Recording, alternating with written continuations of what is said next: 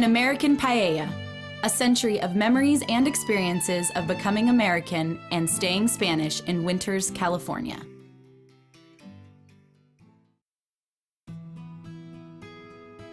America is truly a country of immigrants. What does it take to leave your home, your family, your country? How do you become a citizen of a new country? Millions of Americans have done it. They have immigrated from all parts of the world. They have left their countries, their homes, and their families to become citizens of the United States of America. One group left the country of Spain and settled in the small, rural, agricultural town of Winters in Northern California. Why did they leave Spain? How did they end up in Winters? And how, after almost 100 years, have they become American, yet remained Spanish? The following are stories of immigrants and their descendants from Spain. They're an important part not only of the history of the community of Winters, but also of the history of America. These Spanish immigrants have been a hard-working people with strong family ties and have achieved the American dream. They came with nothing and have prospered. It is said that it takes 3 generations to assimilate into the American culture, and that has been true with these immigrant families. With each generation, a little more of the culture is lost. Fewer will speak the language, not as many of the traditional foods will be made and eaten, and families continue to live farther and farther apart. How is it that the Spanish families in Winters, California have kept up as many traditions as they have? Maybe it is because, as most residents know, Winters is a special place. Maybe it is because these families came from so little, worked so hard, and supported each other so much. It is hard to say, but descendants from the original immigrants are grateful and have not forgotten what their grandparents and parents did in order to provide a better life for them. As early as 1906, Spaniards began leaving small villages outside the larger cities of Malaga, Almería, and Granada. At this time, Spain was still suffering from her defeat in the Spanish-American War in 1898, which marked the end of the Spanish Empire. A political struggle between the church and the military was brewing, and a civil war was imminent. Very few rural farming families could afford enough land to make a living farming, and other types of jobs were scarce, as was food. At that time, everything in Spain, and especially in the area where they lived, everything was very impoverished. Well, my dad's favorite saying was that they came from the Oklahoma of Spain, the very poorest of all people, and they were just looking to enrich their livelihoods. That's why all the Spaniards and everybody else from Europe left. They didn't leave Europe because they were rich. My Uncle Tony always said that he was about 16 or 17, so he really remembers.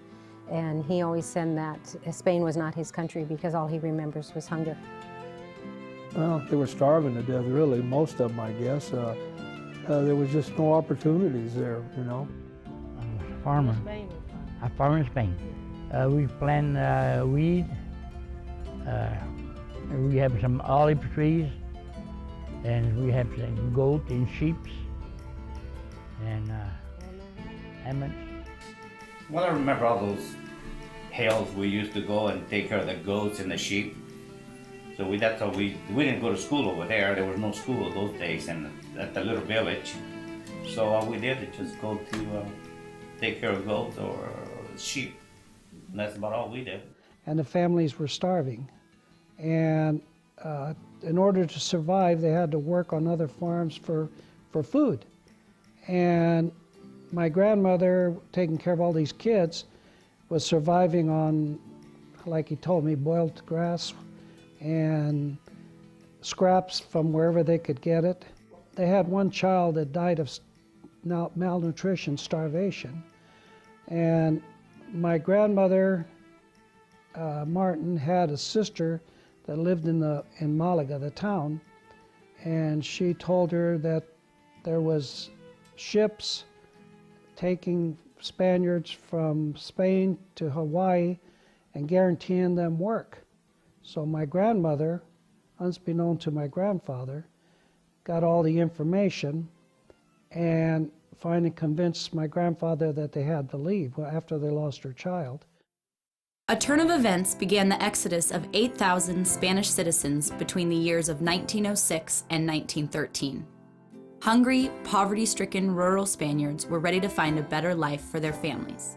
Posters from Hawaii, advertising a need for a labor force on the sugar and pineapple plantations with the promise of housing for the families, struck up enthusiasm among the Spaniards. Perhaps they could leave their homeland with the intention of coming home and provide a better life for their families. When they were recruiting people to work on the sugar fields, that they specifically went to the southern part because that's where there's a lot of sugar cane.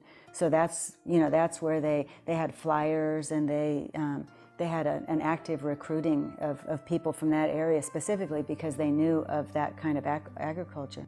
That was posted in Spain, this poster. Well, I think the poster probably lured them to Hawaii with all the money they were going to earn in gold. And I think the knowing they were going to make this money and maybe have a better life, or maybe be able to go back to Spain after they made their fortune. My mother, Carmen Madrid, came here in 1907 on the first immigration from Spain to Hawaii. And my mother's family's from Aloha, in the province of Grenada. And let's see, my mother's mother and father and her aunt and uncle, my grandmother's sister, they went together to Hawaii. I think they were kind of brave in a way, really, to leave, their country. And the trip itself, I guess, wasn't a very pleasant trip. And I went to Hawaii here a few years back, and we went to where my grandmother and grandfather were when they were in Pahala on the Big Island, and for 5 years. And I just imagine then I was thinking to myself, gee, my grandmother must have really been, they were brave to come here, My mother was born in Santa Rosa, California, but her parents left Spain. They left Cadiz in 1911, October 1911, and went to the Hawaiian Islands.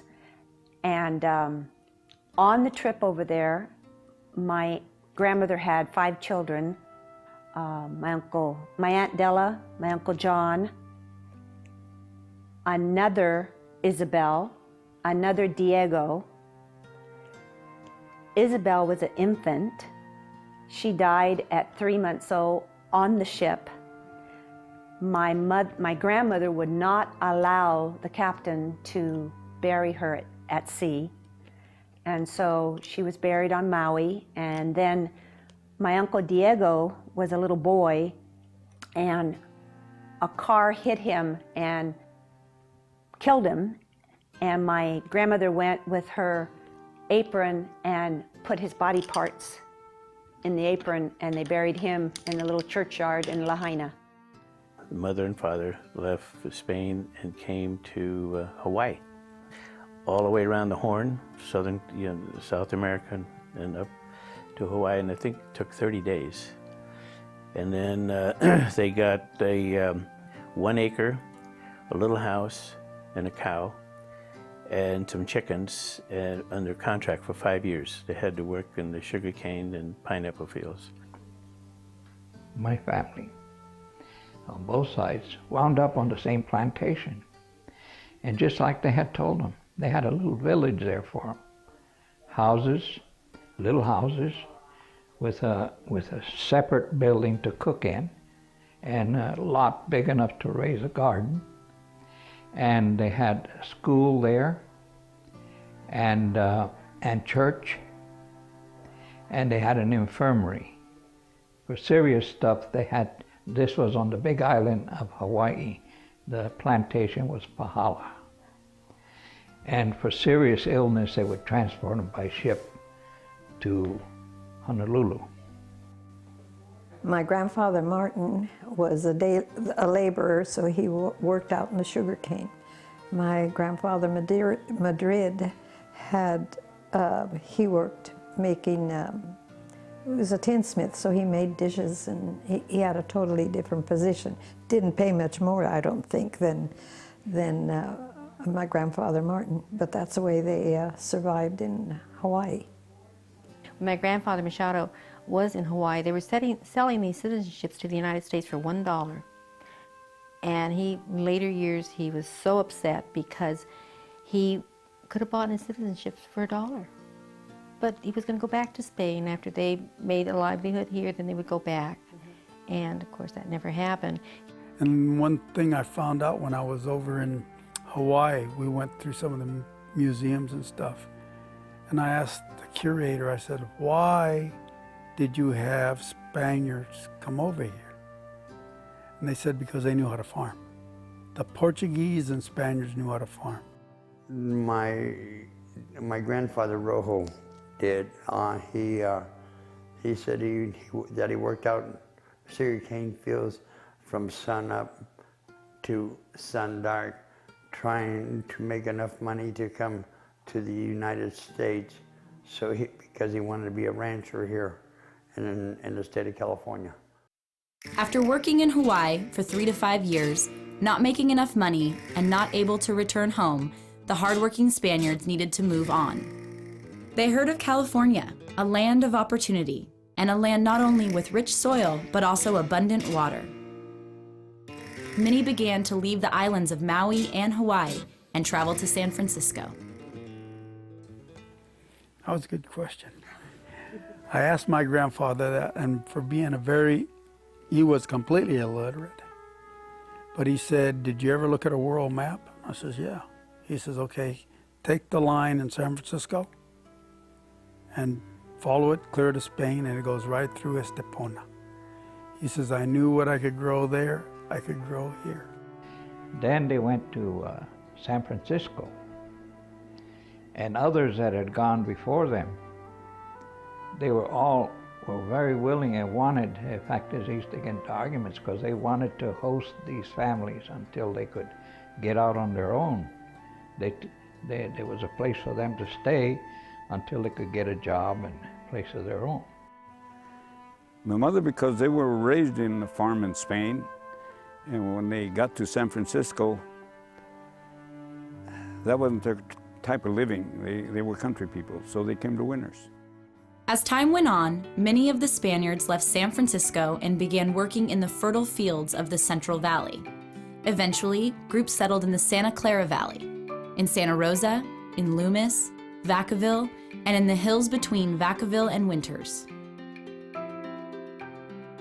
Part of the area is known as Pleasance Valley, and another area that they settled in was called the Olive School District. Both areas have gently rolling hills that are green velvet in the spring and golden brown in the summer. It looked much like the southern part of Spain that they had left, and they were able to begin growing crops and providing a good life for their families. It was just word of mouth. You knew that there were a lot of people there were a lot of Spanish people in this part of the country, so that's where you're going to go, where you feel more comfortable. So they were just drawn to this area because they already knew people, and because the agriculture and the climate and everything is so similar to what they left behind. Remember my folks telling me that, especially my dad, that from Winters to Santa Clara area, San Jose area reminded them a lot of the Spanish of Spain. And there was a lot of work here at the time. And there was some opportunity to buy some property if they worked hard. And I think his brother settled here, my Uncle John, and for whatever reason, it was easier for my dad to come with knowing that his brother was here. And then the other brothers followed suit. And I think that was probably the main reason. I think it is true. I remember Grandpa talking about that. At that time, there was some Japanese families. They were settling in this area. And they had lived in Vacaville for a while there, and it was part of the railroad that he worked for. And then he came into Winters and was working for the railroad here, as well as he homesteaded a ranch. He also was one of the first to have this Model T that he was so proud of that all the kids rode in the back. Well, most of the people that came from the same country. My dad said winters had the hills like they did in the Tepona, so they came to the hills. And that's why they came to winters. Well, I guess most of them would come to Vacaville and then from there jumped over to Winters because of the orchards. That's what the type of work that they were looking for and wanted to do, was work in the orchards. In those days there was a lot of early fruit and a lot of packing and things for the women to do, and the men liked the orchard work. They always ended up in Vacaville first. The Hartley Ranch. The Hartley Ranch, that's, you know, all the, I think every Spaniard ever, you know, when they left, I think when they left over there, they say, where are you going? He says, to California. Well, we're in California, to Rancho Hartley. Rancho Hartley, that's the Hartley Ranch, you know, because, I mean, that's all he hired was all the Spaniards, and those hills were all just full of, you know, different families and the different ranches that he had. So you'd go back in there, and all those hills in there were, I shouldn't say all of them, but damn near all of it. They had a big, big land holding, the Hartley people in Vacaville at that time. Oh, I mean, I bet you that I'd say 80% of all the families that were here all worked in the Hartley Ranch at one time. Families left behind in Spain were still struggling to make a living. The country was on the brink of a civil war and was under the rule of a dictator. Many young men and families began a second wave of immigration to Winters to join family members. The United States, however, had a quota system for immigration at the time, and it became more difficult to enter the country. Some waited patiently in Spain for the system to work, while others felt the need to leave as soon as they could. And that there was that second group that came before and after the Spanish Civil War. So there were the Spanish that came in the early 1900s, and then again before the Civil War in the 30s. And during the Civil War, a lot of immigrants came to this area again, and they came here because they had family members that had come in the 20s. Well, my mother always said that it took like 3 weeks. In those days, it would take 3 weeks to come across, and they were always worried about Ellis Island because they were checked out for different diseases, and some people they would let them through, and then they would turn around and go back, and so they were all really worried about that part. Yeah, my mother had an experience there. I guess my brother John, my oldest brother John, had gotten pink eye or some infection in his vision. And when they got to Ellis Island, you know, of course, they were already, you know, old enough. They were 14 and 15 or 15 and 16. They went the way of the men, and then my mother and the baby went the other way, and pretty soon they don't come out. You know, of course, she can't speak a word, you know, doesn't know what's going on, and so she's getting all nervous, and finally, you know, they're trying to tell her something, but she doesn't understand, and my dad, most of the Spanish people that when they were bringing their family, or the men that were bringing their family, there was a man in New York named Valentin Aguirre who received the wives and the kids and then transferred them from the ship to the train to head out west, you know. So anyway, he came into the picture, and then he tells her, well, you know, the boys got an infection, and so anyway, it was 2 days, I think, that they were in there, and he had to put her up in a hotel, and my mother thought sure as heck they were going to send him home, you know. So, you know, she always talked about it. In fact, she always started crying. So that was the experience that they had there. That was, you know, that had to be, I mean, it doesn't sound like much, but I mean, you can imagine, you know, you can't speak the language, and all of a sudden you're all the way across the ocean, and you're having that kind of problem, so. My father came from Spain when he was 12 years old the first time. He was a stowaway on a boat with 2 other boys, and they went to Ellis Island.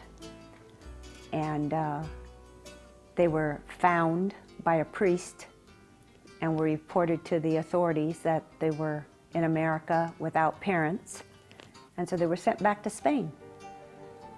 And then the second time he came, he was 17, and he went to Havana, Cuba, and then from there he went to Mexico.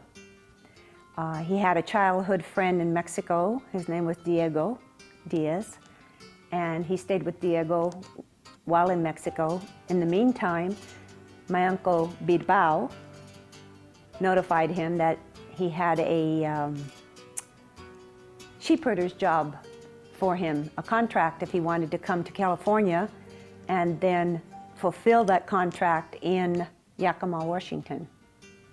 So that's how my father came into this country. Carmelo had come to Winters in 1917. His father had put him on a boat to Cuba. From Cuba, he sailed to Veracruz, Mexico. And at Veracruz, he had instructions to walk to Mexico City and catch a train north.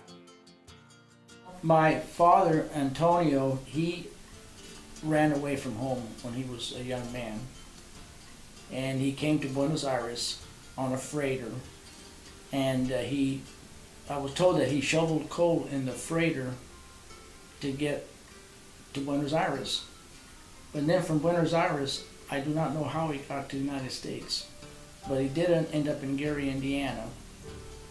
And then he went back to Spain, married my mom. And when he came back to the United States, my mother was pregnant.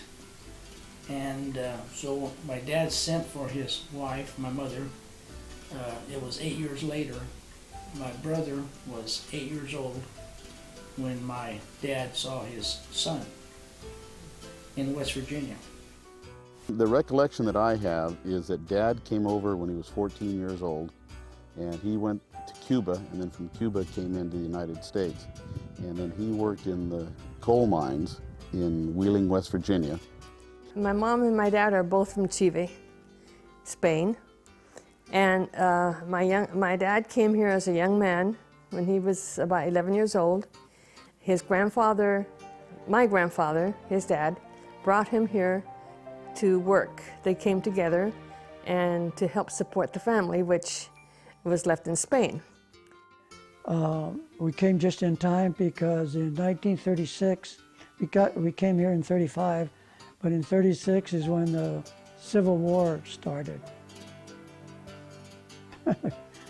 And we just missed it. A lot of people went pretty hungry in those days. The war was, it affected everybody in Spain. Once here, the new immigrants faced difficulties common to anyone coming to a new country. There was a language barrier as well as a cultural barrier. The main thing was probably language, because my mother never did really ever speak, I would say, English or understand it. My dad did some of it, but never really fluently. My dad, I know, taught himself to read and write by reading the Sacramento Bee. And he told us kids always to speak in English. That's when we were little, we had to speak because he wanted to learn it. The language, I don't speak good English. My parents never spoke no English, so everything was Spanish. When we went to the first grade, I knew nothing of English. Once they got here, well, the language barrier, for one, was difficult, but I think a lot of it too, they in some ways were discriminated against because they were Spanish. And other than that, I really don't remember them complaining about anything. They were just hard workers. Just that it's a feeling that they got, he said part of it was maybe the language barrier made it difficult. I had my oldest brother, Carl. He started, which was at the time kindergarten. They had another name for it at the time, but maybe he started was the first grade. He had white hair and blue eyes and couldn't speak a word of English. And I remember, the story that he came back crying, and my dad said they used to speak Spanish almost exclusively at the dinner table. He said, "Well, this is going to stop. We're all going to speak English, and we're going to learn how to speak English well." But back then, you either learned English when you were going to school or you were out. And my dad actually, I remember stories about my dad always actually going back to some night classes to learn how to speak English better. Well, you know, there was a depression then, and times were hard, and there was no money. They just worked the ranches and grew everything themselves to eat. And the little bit they did, you know, was just enough to buy staples, you know. Everybody was just struggling at that time. Food, that's one thing we had on the table. We had food. And anything else we didn't have. Clothes, very limited. Like I said, I told you, we come home at noon and we put cardboards in the shoes and the pants, and my mother buys those stick-on, and by the time we got out of school, there were so many patches you couldn't tell them. But we couldn't afford it. My dad couldn't. But their difficulty was raising a family. I remember one time my dad and mother sitting at the kitchen table, and they were talking about, they were reviewing, you know, what they had brought in for the crops, and they had $2 left in the bank. But this was in October or November, and they used to buy all of their, like they buy flour by the sack, by the 100 pounds, and rice by the big sacks, and spaghetti by the wooden crates, tomato sauce by the case. So they would buy all of that at the end of the season, and they'd have that already for all winter long and the next spring. My dad went broke in the grocery business because he was a kind of a guy who had a panel truck and used to go all to the Spanish people that were in the country, and he used to sell them groceries or whatever he was selling, right? And sometimes some of those people never had the money to pay. So he said, I told him one time, how come you did that? He says, I said, you kept doing that. He says, well, maybe they had too many kids and the food, they couldn't pay for it, so you can't not give them potatoes and beans or whatever. So it just kept going until he went broke. Yes, I have everybody there. I don't have nobody here. Pretty hard. Pretty hard. I never see it again. Only my sister come on over and my niece and see me. And my mother. I bring in my mother for 1 year. And that's it. My two sisters, my brother, I never see. For 50-some years. It's hard. It's pretty hard. And so they were here with nobody. And like I tell my kids, I say, I grew up without knowing a grandparent, not a one. I said, you guys don't know how lucky you are and how lucky we are as grandparents to have little grandchildren to love and be with. But I know that was hard for her. And of course, my mother always talked about every time she heard the train coming, she'd start crying because she wanted to go back to Spain. They had just remodeled a house there, you know. And there they were living in one of these little cabins that are, you know, 1 by 12 redwood planks, you know. They were probably daylight between all of them like that, you know. Rattlesnakes under the foundation, you know, and she was just scared to death. And every time she heard that train whistle, she wanted to get back on the train and go back. But really, she said that was because she was homesick. But, you know, they did, you know, started making money and doing well, and they were happy, you know.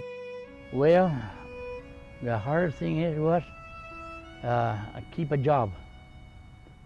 In those days, it was working the farmers, and that was a steady job. It was a day here and a day over there, working 85 cents an hour. Never was that easy to make a living. And I was willing to work. There's no work. When we first came, we didn't have a house to live. We didn't have no furniture. We were just bare, just with the clothes we had on our back. So it was, and not knowing English, it was the real. And we didn't have a job like, you know, like grocery stores or department stores or anything. So they have to depend on the farm. And then those days, you didn't have a year-round job. You had just thinning time, pruning time, you know. I mean, this was not year-round job. So that was definitely a real bad time. Well, the hardest thing was not having enough money. My experience would be so much different than my father's generation, that they just got here. So they were laborers and then they rented. And I wasn't a laborer too long before I rented land and I bought 20 acres. And then I got into buying land. Yeah. In Spain, they farmed the land. In Hawaii, they worked on the plantations. So it was natural for them to continue working the land and farming in winters. At first, they worked for pioneer agricultural families in winters. Back in those early years in the 1900s, most of the tree crops were fruit, apricots, peaches, figs, plums, dried prunes. There was just a few almonds at the time, very few walnuts. And my dad, in the early years, he worked for Ham Boyce, which was the uncle to the Alva Boyce, and they were off of Boyce Road, which is off of Pewter Creek Road.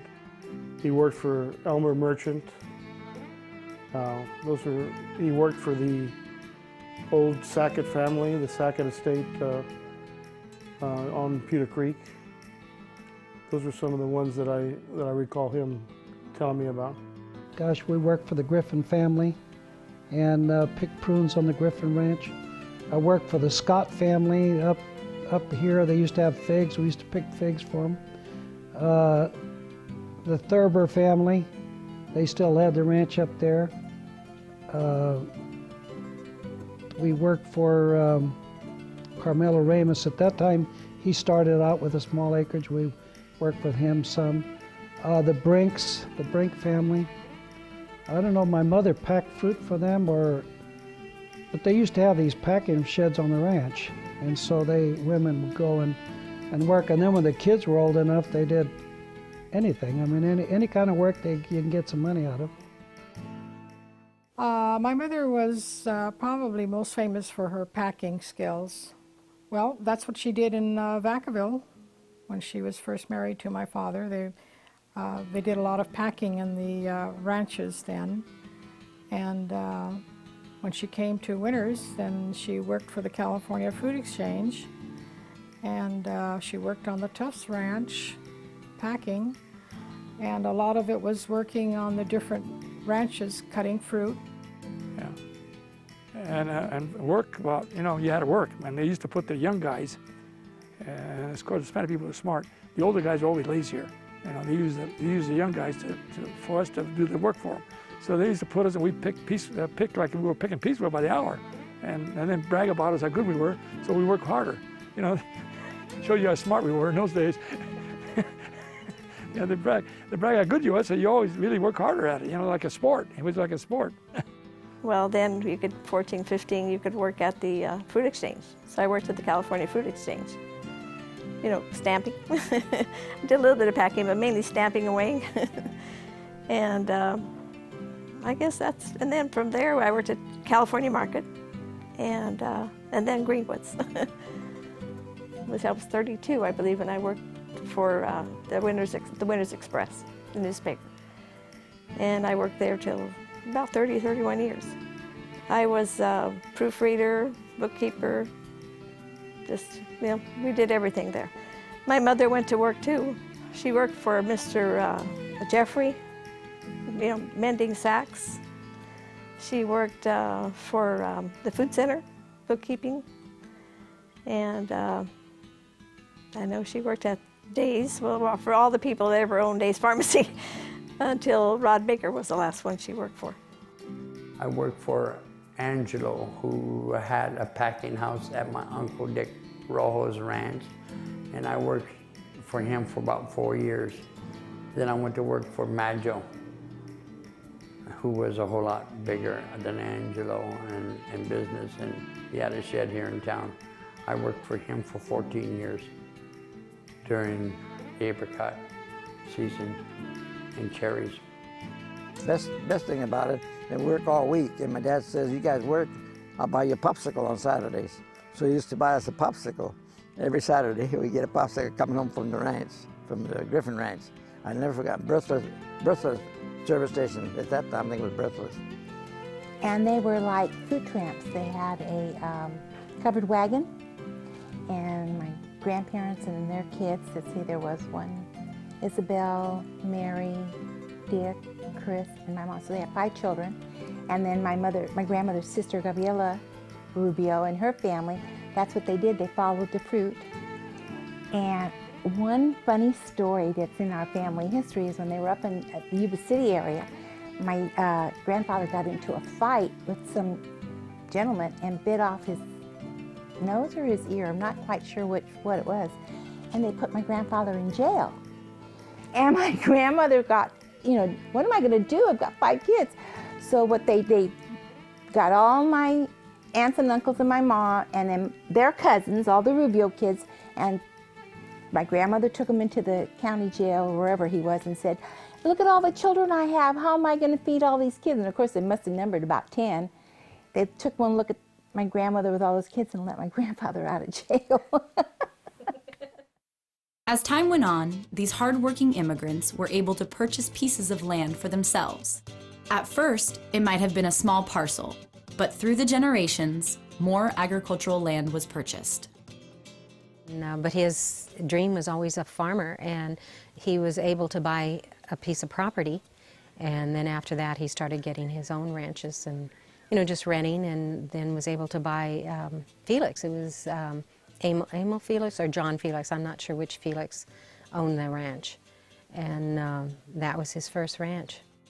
And he planted the same crops they had in Spain. So they had apricots, peaches, plums, raised peas and grapes. They raised wine grapes for wine. So my grandfather, after one big year, decided he had enough, and he turned the ranch over to my dad and my uncles, and they ran it, which they proceeded to hit the Depression and not make much money after that.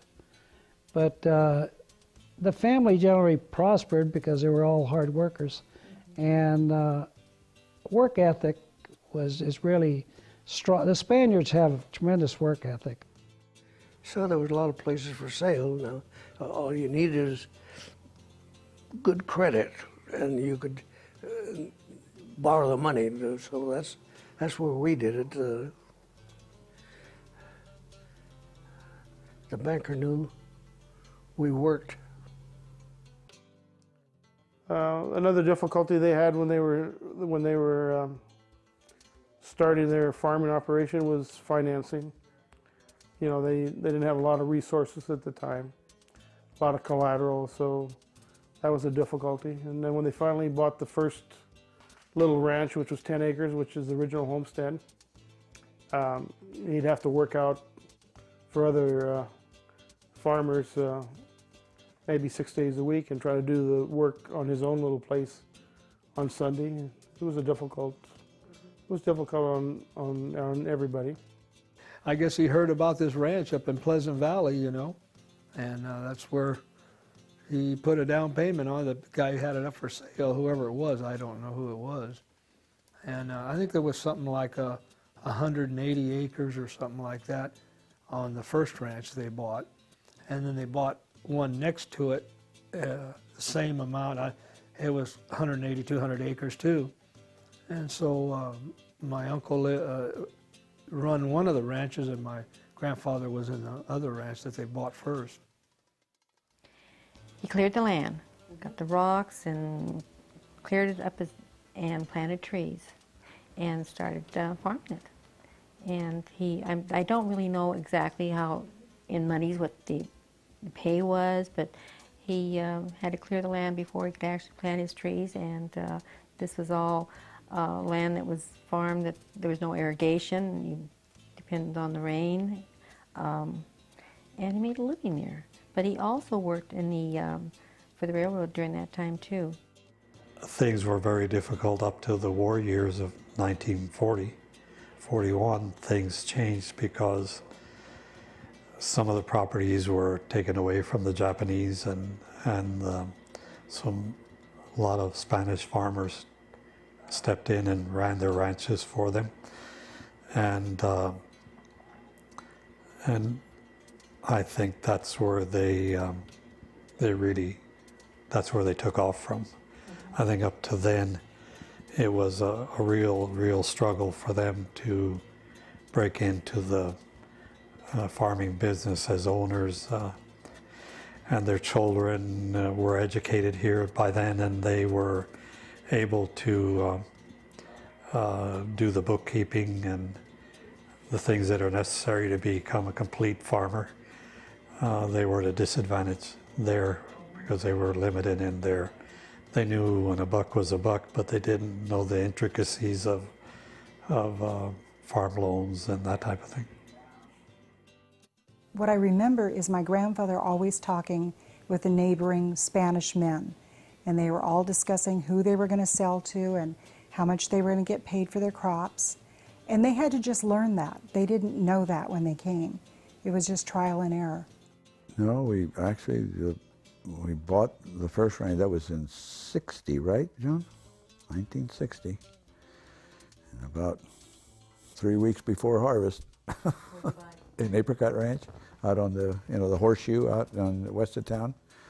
There was the McGar family, or actually it was the Brink family, but Harold McGar's was running it because it was his mother-in-law's place, or sister-in-law's place. But we bought it from them, which were the Fords. Their names were Ford. 1960. How many acres? 50 acres. I think right now we farm about 1,200 acres altogether, and that's a combination of walnuts and prunes, and we have grapevines. We grow grapes and also have a grapevine nursery. We run 100 head of Aberdeen Angus cattle. In fact, my folks brought the first, them, and remember the Cobles, the sheep people? And then they brought in the first Angus cattle from Canada in the late 40s. And we've been in the cattle business ever since.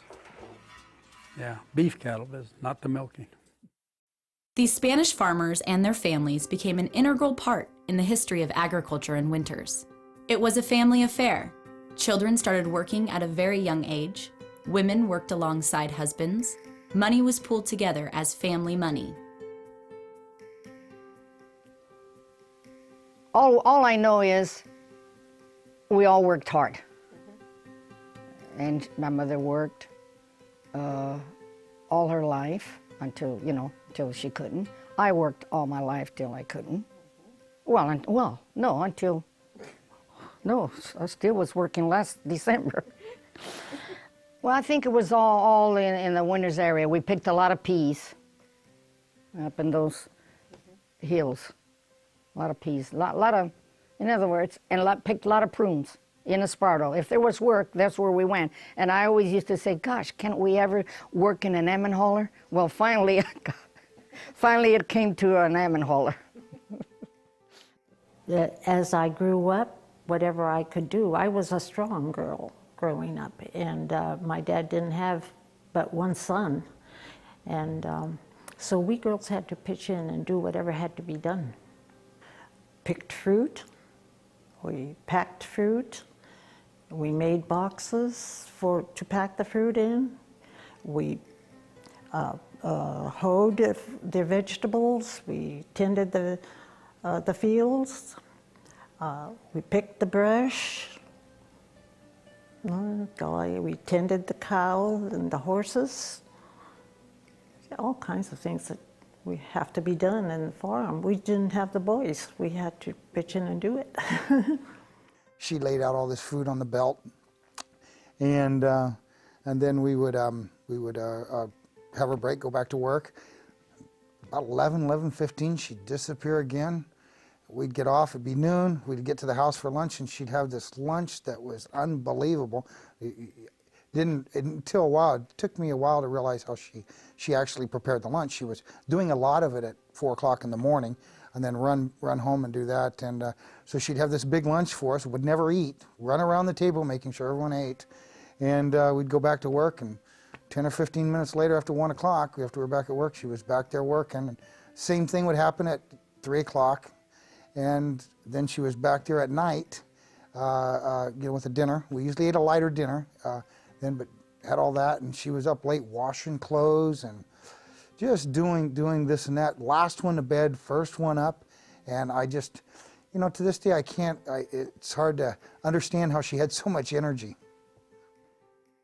I was, I don't know, just naturally interested in the farm.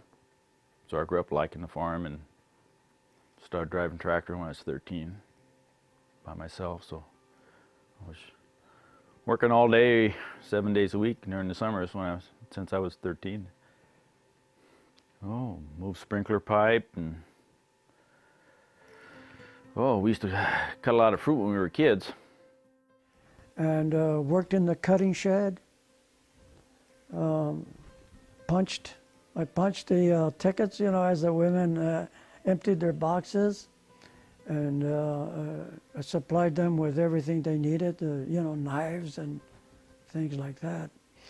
And when they hollered trays, you took the trays away and you give them new ones, you know. One of the things that my dad, like I'll never forget, he sent me clear out Pleasant Valley Road for Cortez, Mr. Cortez, to cut. And I said, "Oh, Dad, do I have to go?" And he goes, "Yeah, they need help. They got to get finished." You know, and that's one thing that I really admire about the farmers too. They would all try and help each other. You know, I mean, if you got finished and you had workers, then, you know, you went out. And all kids started at the youngest age you could. I can remember before I was in the first grade cutting apricots and peaches. And I remember picking brush smarter than that. Oh, I remember the radios going all the time, you know, the top 40 stations all the time and singing. And I still, when I hear certain songs, it's like, oh, that was so-and-so's cutting shed. Oh, that was Grandma's cutting shed. That was Caselli's, you know. And just, I remember I hated peaches because of the peach fuzz and itching. And it was so hot in the cutting sheds all the time. But we did have fun, though, for, you know, just because there was all kids your age and tons of them, all my cousins, and then all my neighbor friends would also cut fruit. So it was, that's a pretty good feeling to remember it, even though I remember complaining a lot. Oh, a fast cutter could make good piecework if they was fast, yes. Oh yeah, it was fast. Yeah, had to be. I had my Grandma Martinez to teach me. I mean, she was the fastest. Never got any of the money, but I think one of the times I got 7 cents a box for peaches. Easier 7 or 9, but because they went to our folks for clothes, school clothes, and to maintain herself. Rough world in them days, you know. Did I get paid? Yeah, actually, I think I did get paid. Boy, apricots. Peaches maybe 17 cents a box. Apricots, 35, 40 cents. What I used to get paid? Hardly nothing. I think it was something like a couple of cents a box or something like that. Maybe 5 cents a box if it was that. I doubt if it was. Yeah, I got 12 cents a box picking peaches. From 35 to 50 cents a box. 35 cents a box. Was it 50 cents a box? And then the peaches were what, 25? Half the price for peaches because they were twice the size? 2 bits an hour. Got 7 cents a box for peaches. 25 cents a box. We didn't get paid anything at all. Throughout the years, changes in agricultural practices influenced the industry of farming. The Spanish farmers have always been at the forefront of changes in agriculture. One thing that's happened in our lifetime, that when you think about it, that it was all apricots and peaches here, you know, few almonds, you know, out on this side of town here. And right now, it's just completely, that's gone. I mean, I remember Bob Button taking us up one spring when they were in bloom. He said, "We're going to go see the bloom." And I mean, we went up in the airplane, and it was just solid white. I mean, from winters, because, you know, following just the outskirts, well, your grandfather and your uncle and all them had those little ranches on there, just all white. And like I say, you look at the whole picture now, and it's just all walnuts, prunes. In the farming, well, you fight the weather. And then what money, you have to fight for a price for your product. And that's always been a history of farming. whether you owned your land or not, you know. Well, like in apricots, the canneries left, the fresh market was being taken over by other districts with different varieties of apricots. So they were cutting off your marketing. And then, like I said, the canneries had left, so we went to the drying. And then the drying finished off, they were finished off by the Turkish imported apricots. We were getting like $2.25 a pound, $2.25 a pound for our cut fruit, and they were putting it on the dock for 68 cents, 65 cents. So it wasn't long before they virtually took over the market, and the market for dry was shrinking. And we made a couple of missteps with drying with this fellow in Fairfield, and we ended up losing over $50,000, and that was the catalyst for change.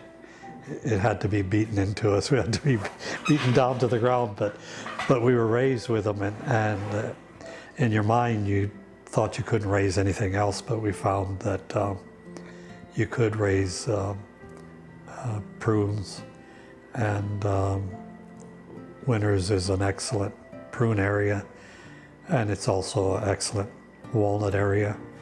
And so we gradually, as best we could, changed over interplanting walnuts inside of apricot orchards and that type of thing. It was a struggle to get changed over because none of them were big money makers, so you had to improvise and change it the best you could. You know, my dad said that trees were like kids. You had to raise them, and for the first few years all they did was just take. And then once they got into production, that if you took care of the trees and if you took care of the land, it would take care of you. You know, maybe by today's standards that sounds kind of corny, but not to me, because that's what I grew up with, and that's what I still believe. You know, as we've gotten bigger and bigger in cities and less people involved in agriculture, we've somehow gotten away from that. And this thing of being part of the family and working and contributing and knowing that the family was progressing and the welfare of the family was partly dependent on what you put into it, there wasn't the disconnect that I see with a lot of young kids today. But then they're proven, but then you plant your trees a lot closer, you do a lot of things different. We never irrigated, you know, in those hills. We didn't get water up in here. Well, we had a pump, but we didn't water till a lot later, you know. And of course we didn't get electric up in here until 1937. Oh, it's a big miracle. Yeah, when I started farming, the big thing was hand-moved sprinklers. You know how that is. That was very inefficient. I think they said it was about 98% efficient when you irrigate it with a hand-moved system. And then it went from a hand-moved system to, in total agriculture, they went to a inline system where they had wheels and it traveled by itself. And by that time, I got very much interested in drip irrigation. And I wanted to pull all the orchard out and put drip irrigation. But I was getting money from production credit, you know. And they didn't understand too much about irrigation, so you know where that went. Nowheres, right? And now everything's under drip irrigation. When we got into farming as a partnership, we were probably the third one that I can remember that got into mechanical harvesting. And we bought a tree shaker and harvest equipment, and we went all over the country looking at other equipment to see how we could put ours together and not use so much equipment. And that was our first getting into mechanically harvesting almonds. And I remember going to a meeting in Esparto. They used to have the almond meetings in the Esparto High School, and telling them that we were processing a ton of Texas almonds through the holler per hour. This guy all but called me a liar, but he didn't realize that we went from running the almonds through the huller green to running them dry, and then we used some new equipment they call air lakes, and it used to separate the hulls from the almonds, and so it was no problem to pass. But it always stuck in my mind how hard it was to convince people that the mechanical way was the way of the future. Well, we've gone on the prunes, we've gone from hand harvesting off the ground to the old rollout sheet machines, and then the shakers have come in, and now today we've got the side-by-side machines and it's completely automated. And the almonds and the walnuts, it's the same thing. We learned how to prepare the ground, and then everything's knocked on the ground and picked up with a swept with a sweeper and picked up with a harvester and run through the huller. So we've gone from just all hand labor to, I mean, we used to, in the almonds and the walnuts, we used to have these mallets, which were like a baseball bat type with a big rubber head on the end, and we'd go up and hit the trees to get and now you do it with a shaker. So, and I remember all the tomatoes used to be hand-picked in 50-pound boxes, and now it's all mechanized. They don't even go in bins anymore. Well, the biggest change in the almond industry was going from cultivation to non-cultivation. Instead of disking the ground, we mowed the grass, sprayed the weeds with chemicals in the tree row, and then mowed the rest of it with a mower. Well, when I first started working with her dad, we were on the spray rig with hand wands, and Cigar Tony used to drive the tractor, and Frank and I would be on the back spraying, and Tony one morning come out with sunglasses, which was ridiculous. And gone from that, Frank bought an old Orchard Master sprayer, 400 gallon. We used to spray 400 gallons the acre. Every acre got one tank. And it was a long, hard job, a lot of work. And nowadays we spray less than 100 gallons to the acre and concentrate sprays and bigger and better machines, big diesel engines. But the biggest change in this area has been everybody got out of anything that was labor intensive. Farming, especially for the small family farms, has never been easy in the United States, and farming in winters was no exception. In the face of adversity, the Spanish farmers were often visionary in maintaining farming that continues until today. For every year you had a good year, you had about 10 bad years.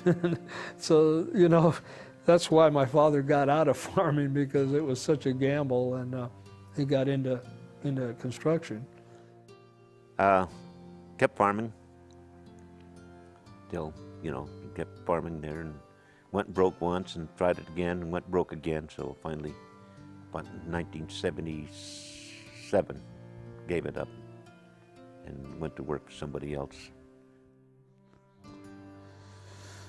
Well, you know, we've always had our ups and downs in we had a particular difficulty in the 80s there, but, you know, I mean, it was a time where we were expanding, and then things turned around on us, you know, and it's like an old saying my mother used to tell me, you know, every time I used to rent another ranch or was going to buy another ranch, oh, don't do that. She says, you know, he says, the old saying is, you know, that you get your arms out here too far, you got to squeeze, you can't squeeze.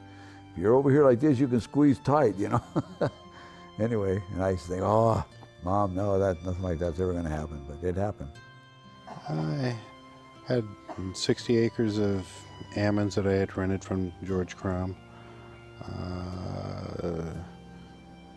30 acres of apricots from Olson Properties, had 10 acres of peaches and 15 acres of walnuts. Couldn't make a dime. These were during the wet years. The second year into it, first year we made a few dollars. We expanded and got involved with the almond crops, or the almonds. We had a 100-year record of rain. Didn't have 10 pounds on the trees to sell. The apricot crop that year went bad, and it was depressed times in the early 80s, and just couldn't survive it. It's time to get out and get involved in construction and take life a new direction. Oh, I wish if I had my crystal ball, I might not be a farmer.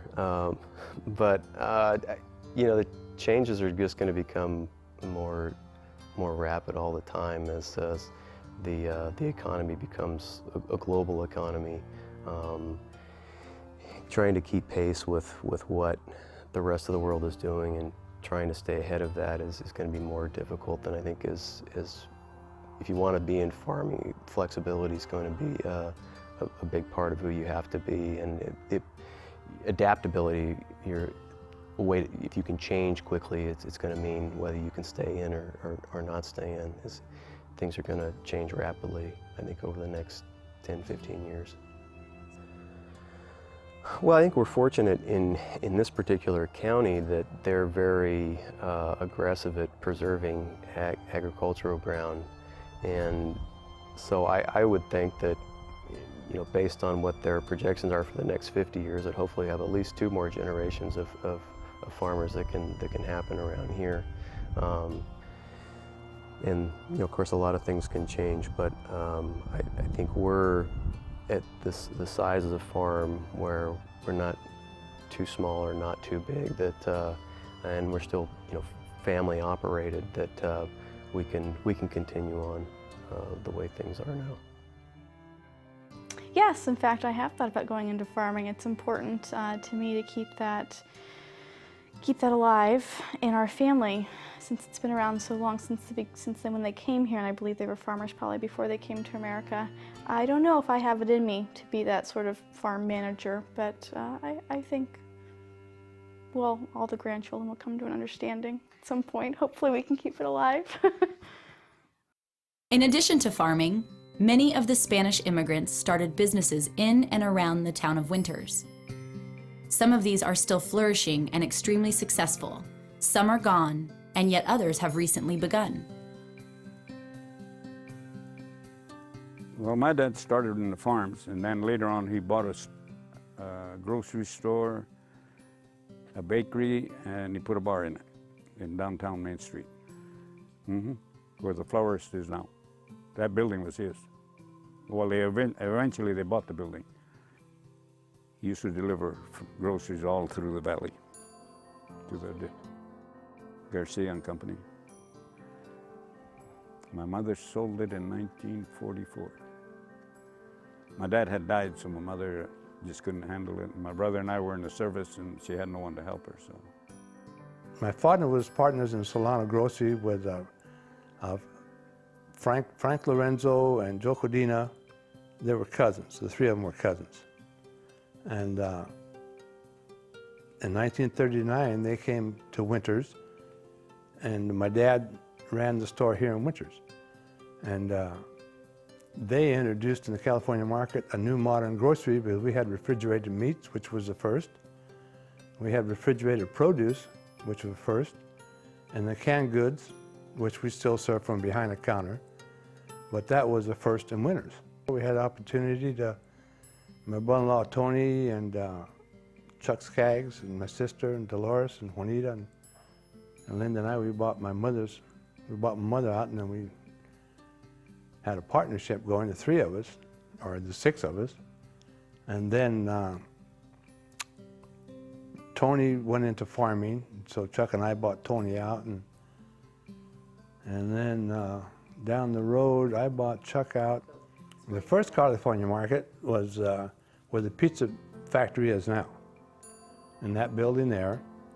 And then in 1964, we opened up a newer California market across the street, which now houses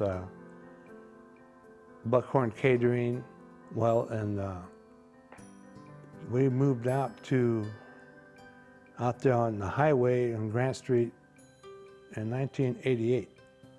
The store had been closed,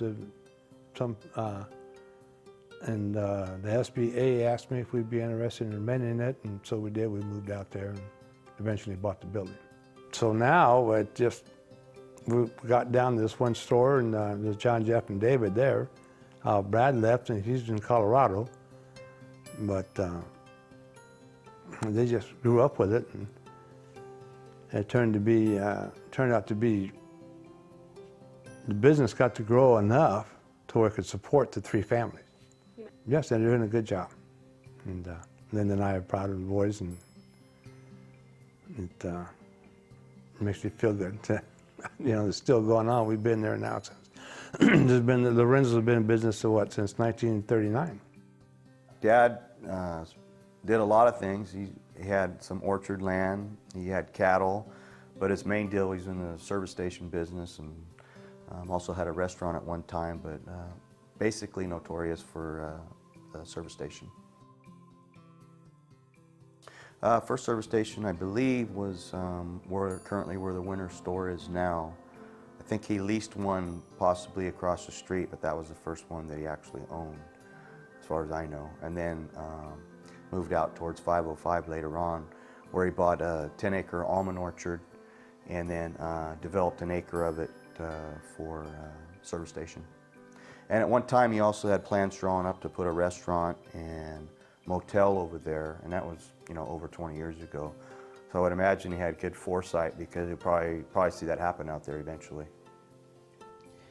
Yeah, I worked there for a few years when I was in high school in the summers, and in the evenings I worked there. It was located on Railroad Avenue and the corner of Railroad and Grant, where the Winter store is now.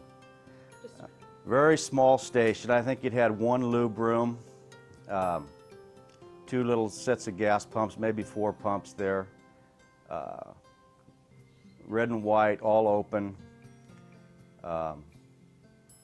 Great place to work, though. It was one of the hot corners in town, so everybody was always passing by there, so when you were working there, you always saw people you knew and that type of thing. Coke machine, yeah.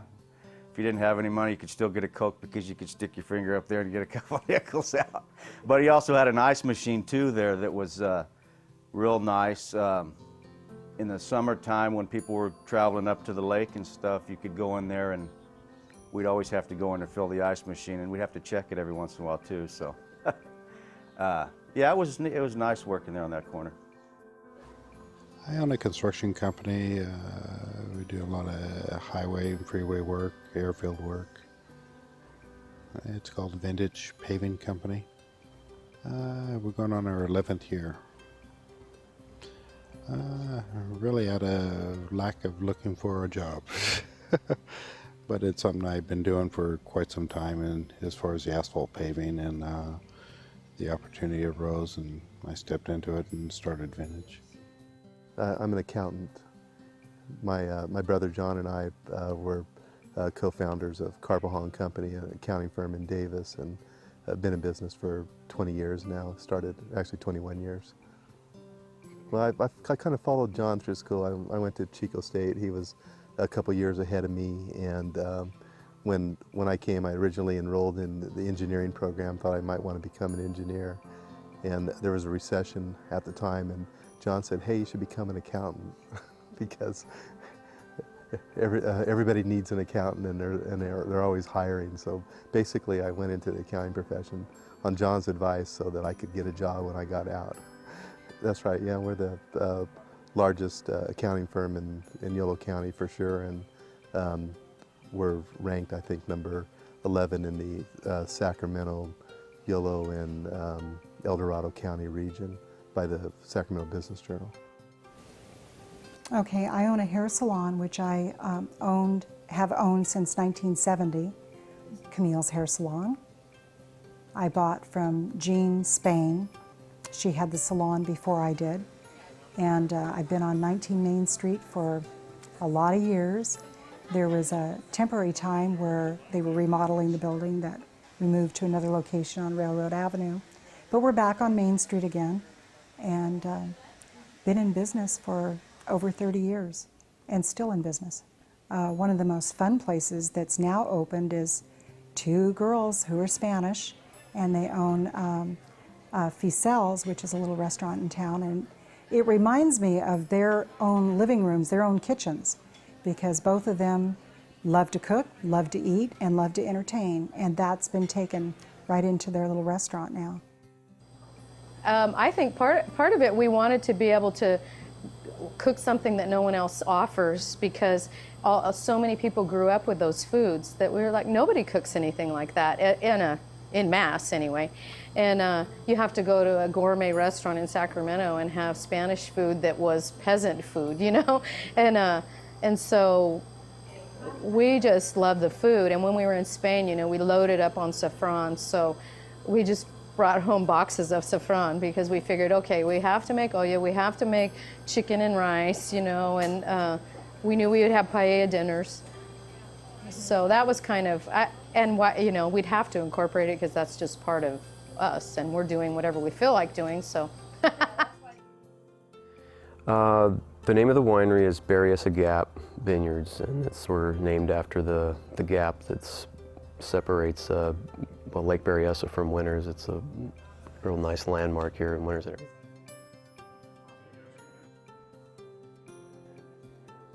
The opportunity came up to buy the winery in Winters, and we had some grapes, and he knew how to make wine, and so we decided to give it a try.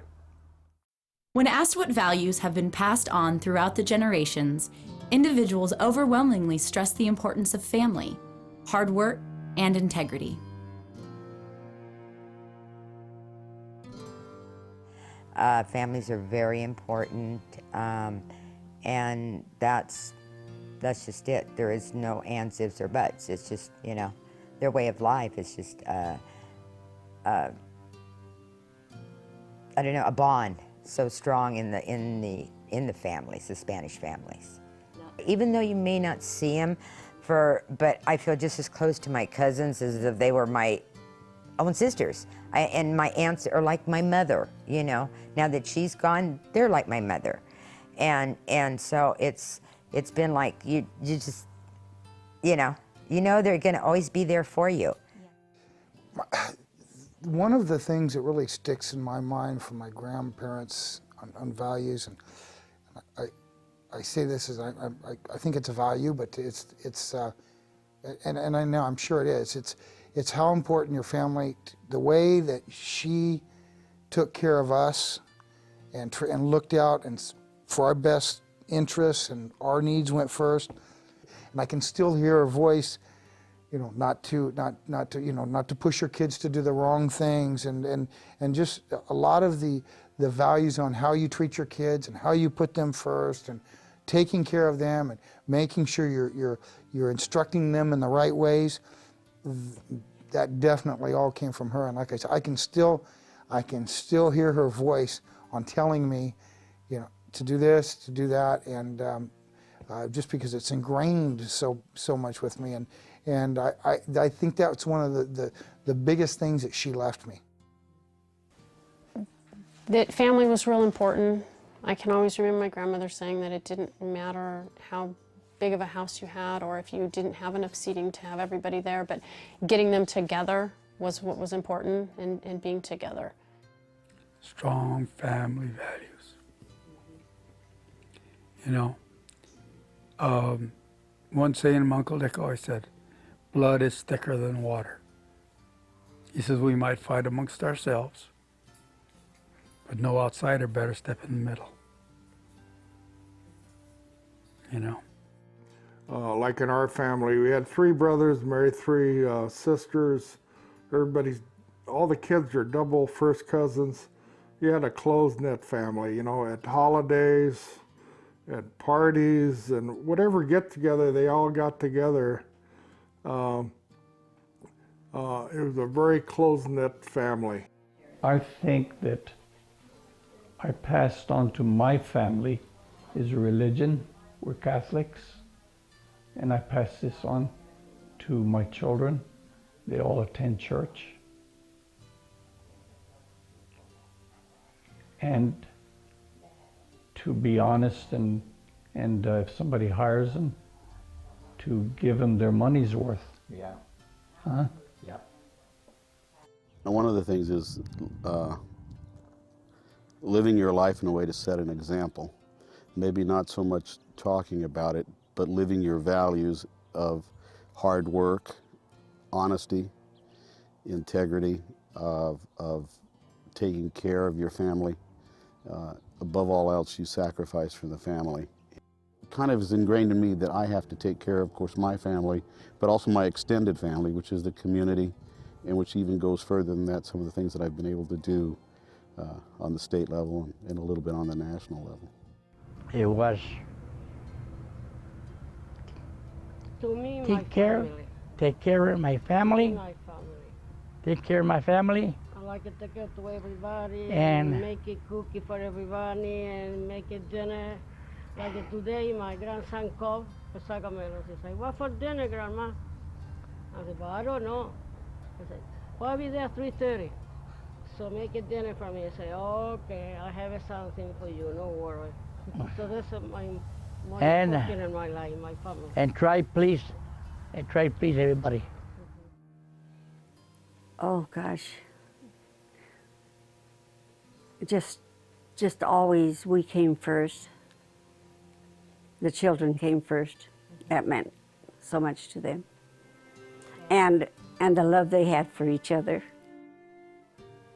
Well, my parents too, they all stressed to you very much because education, they wanted you to really learn because so that we wouldn't have to work as hard as they did, you know. They were hardworking people. They were all hardworking people, and that was probably something I got from them was hard work. And I wish they were still here. We weren't afraid of work. We were taught to work. So. And we did. We worked hard. We've worked hard all our lives. Yeah. You learned that you had to work, you had to make your own money, and you had to, you had to work if you wanted to get by. And that was something that my mom and dad both taught us. We all worked, from when we were little kids. And we got to keep our money. I know when my mom worked, they all worked when they were young too, but they had to give their money to the family. At least we got to keep the money ourselves, but that was our spending money, And it just taught us the value of hard work and what you get from it. Well, I guess one of them was to be honest. And I think like all Spanish family, if you worked, you were a good boy. Well, I have to say with my grandmother, our joke is if you went to my grandmother's house, the first thing she'd say is, "So-and-so working? Is your husband working? Is he working? Are you working?" If everybody was working, it was all good. There were no problems if there was work involved, but if they weren't, then there was a problem.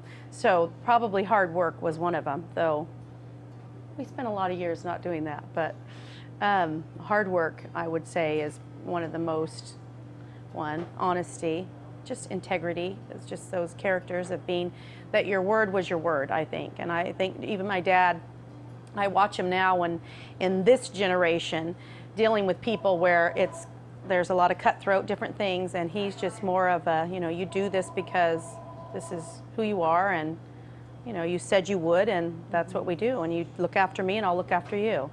And it wasn't always about the lowest bid or the lowest thing. It was just kind of your honor and your who you were. Morals and honesty, the two most, being honest, and hard work too. She said what you got, you had to work for. One thing I know my dad is once you give your word is, was gold. And so that is one thing that's always stuck in my head, was that. And to then treat people like you want to be treated yourself. My dad didn't have a mean bone in his body. Being generous and honest and just a giving heart. Just my dad had all these people coming into the store that were hungry during that time of the war, and he wouldn't let anybody leave without having food. He wouldn't give them money, but he always gave them a loaf of bread and a pound of bologna or or something to eat. He wouldn't let anybody leave with some food, and I feel that way.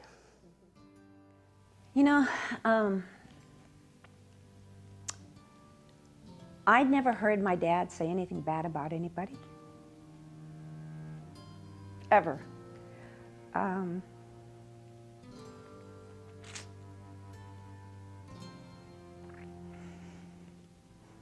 He's been gone almost 20 years, and I still cry. He was such a wonderful person. He was honest. He never told a lie. But my dad was as close to a saint as you could get. Well, the first one was morality. Your morals were your whole life. Honesty, respect, and like she said, you're no better than anybody else, but no one else is better than you. And you're not to be a racist. Everybody's the same, regardless of color.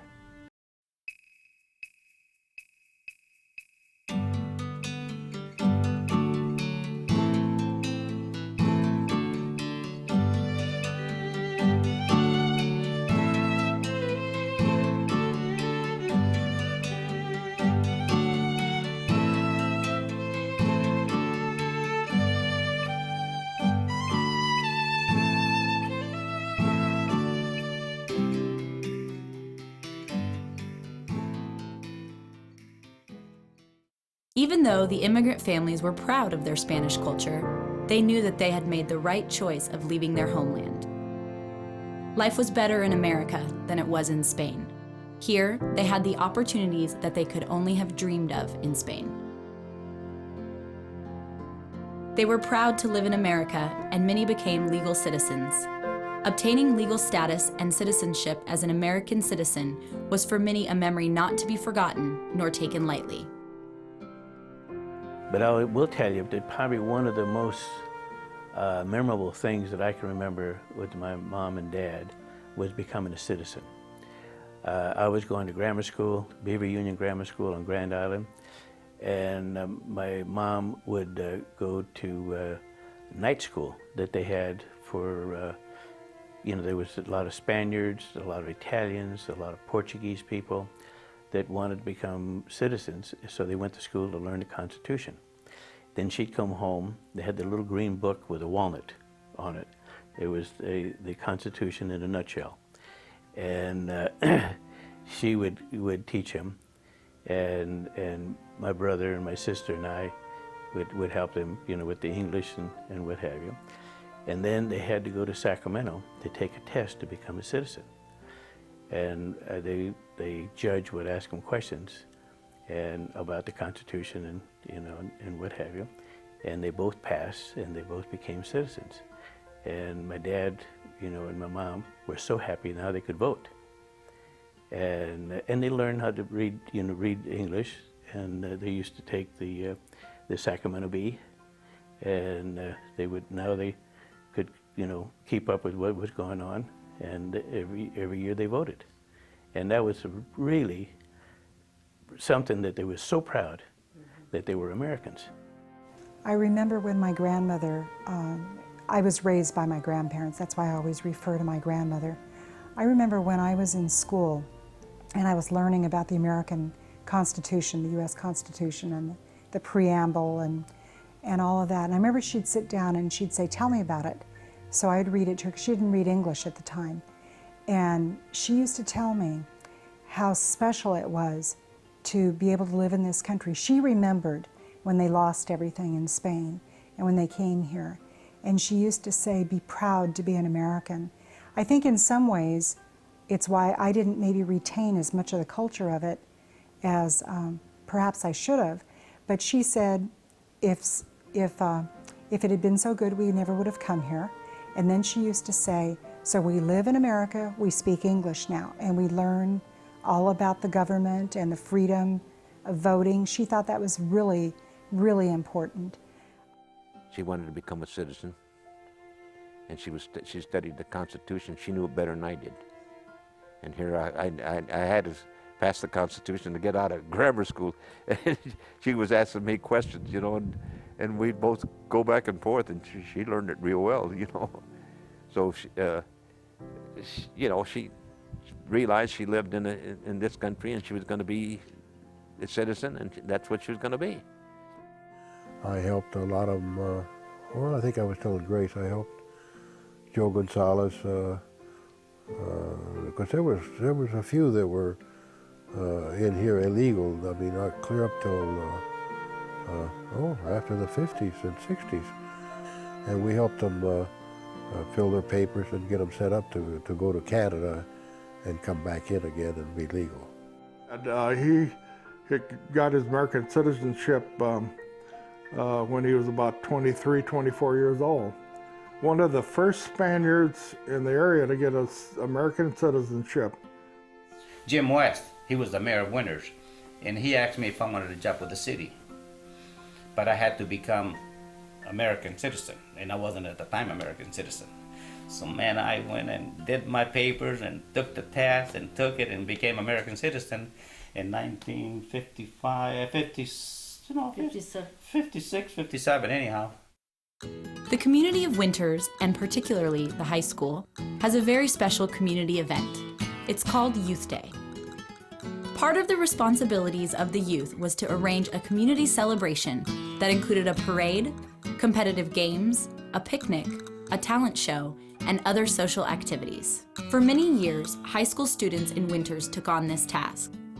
As the Spanish families continued to assimilate into the American culture, their children became active participants in the Youth Day process, not only as mayors, sweethearts, and city council members, but also as committee chairs and organizers.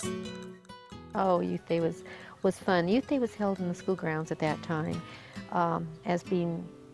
As far as the yearbook assistant editor and editor, that's where you made your funds, that's where you raised your money to go towards your yearbook. And there was nothing that was off the school grounds. I don't know whether a lot of people remember that, but everything took place on the school grounds, all concessions. The stores closed down that day. There wasn't a market, there was nothing open. Everything took place where they had the parade, and then it moved on to the high school grounds. They had the track meet, which there was at least 12 to 14 schools that participated. I mean, it was really something that was to behold. I mean, as far as the concessions in that, because we had to be in charge as far as ordering the foods, the hot dogs, the buns, the Cokes, all of it.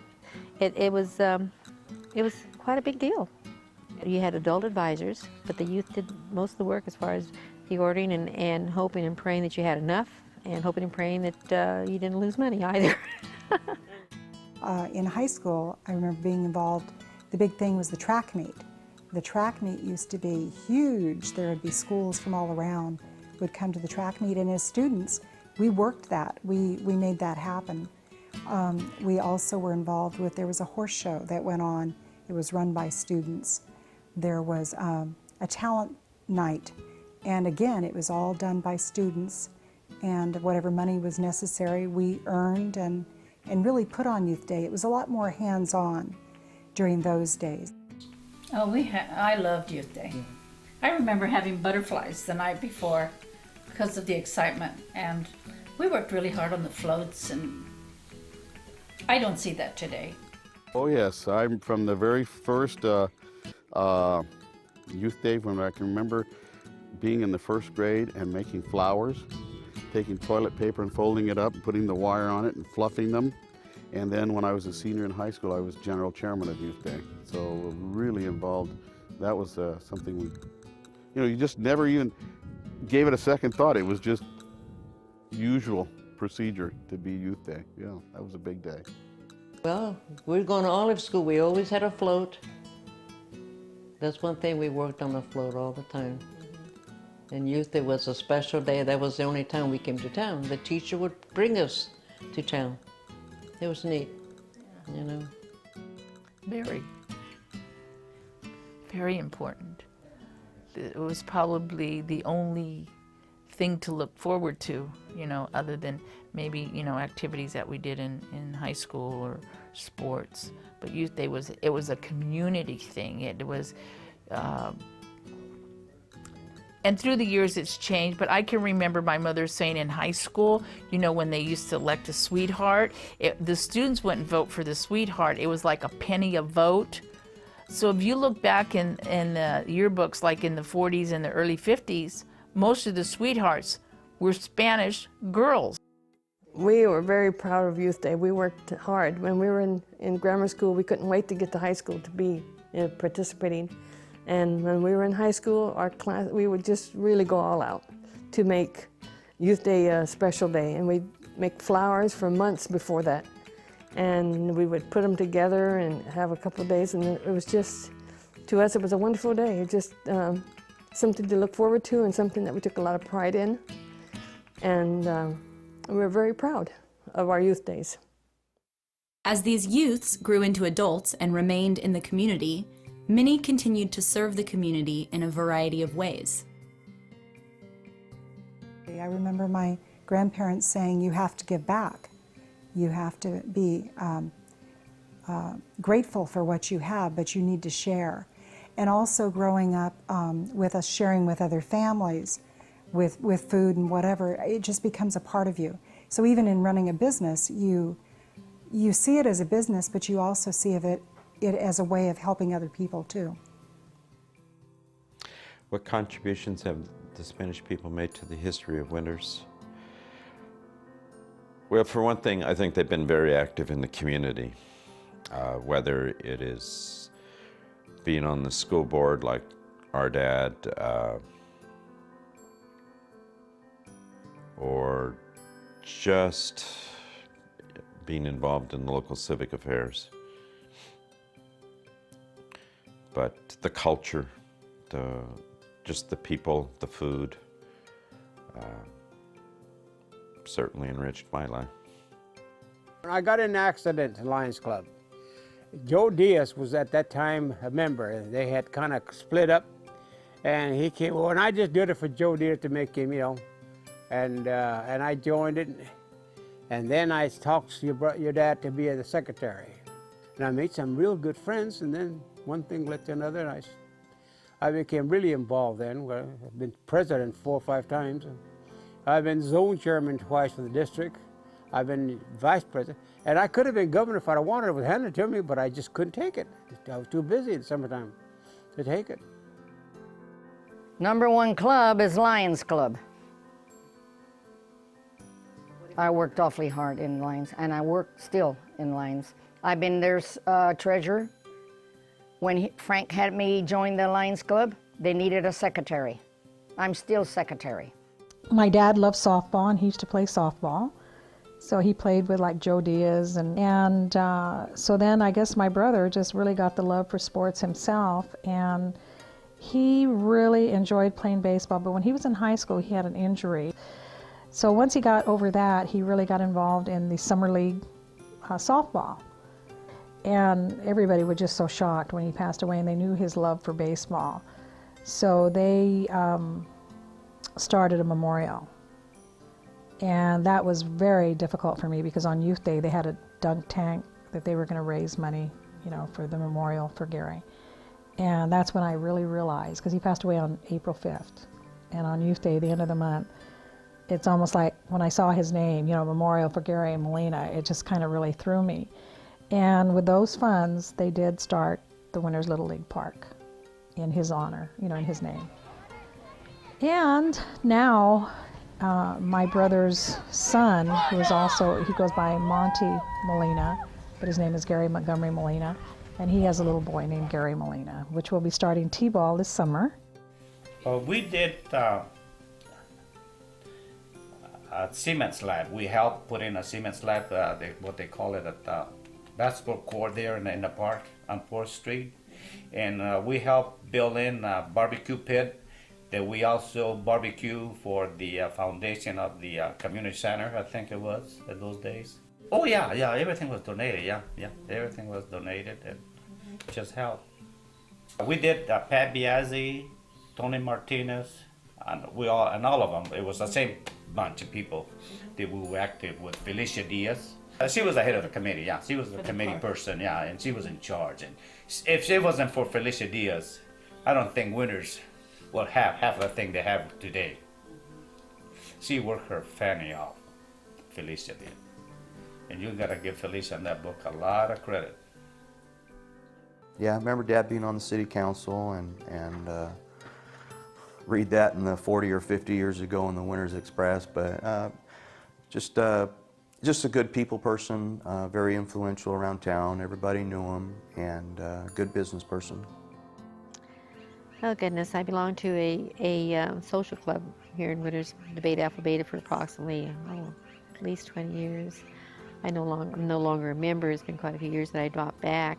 We did a lot of community service with that, and but it was also a social club where we did a lot of together as young couples when we were first married. As I was saying, things were tight. It was something where the women got together. I think at the very beginning I was one of the founding members. When we first started, we were 12 women, and between us we had about 47 kids. And I think mine was one of the oldest, and he was probably about 9 at that age. And so it was a lot of fun, and there was a lot of memories there.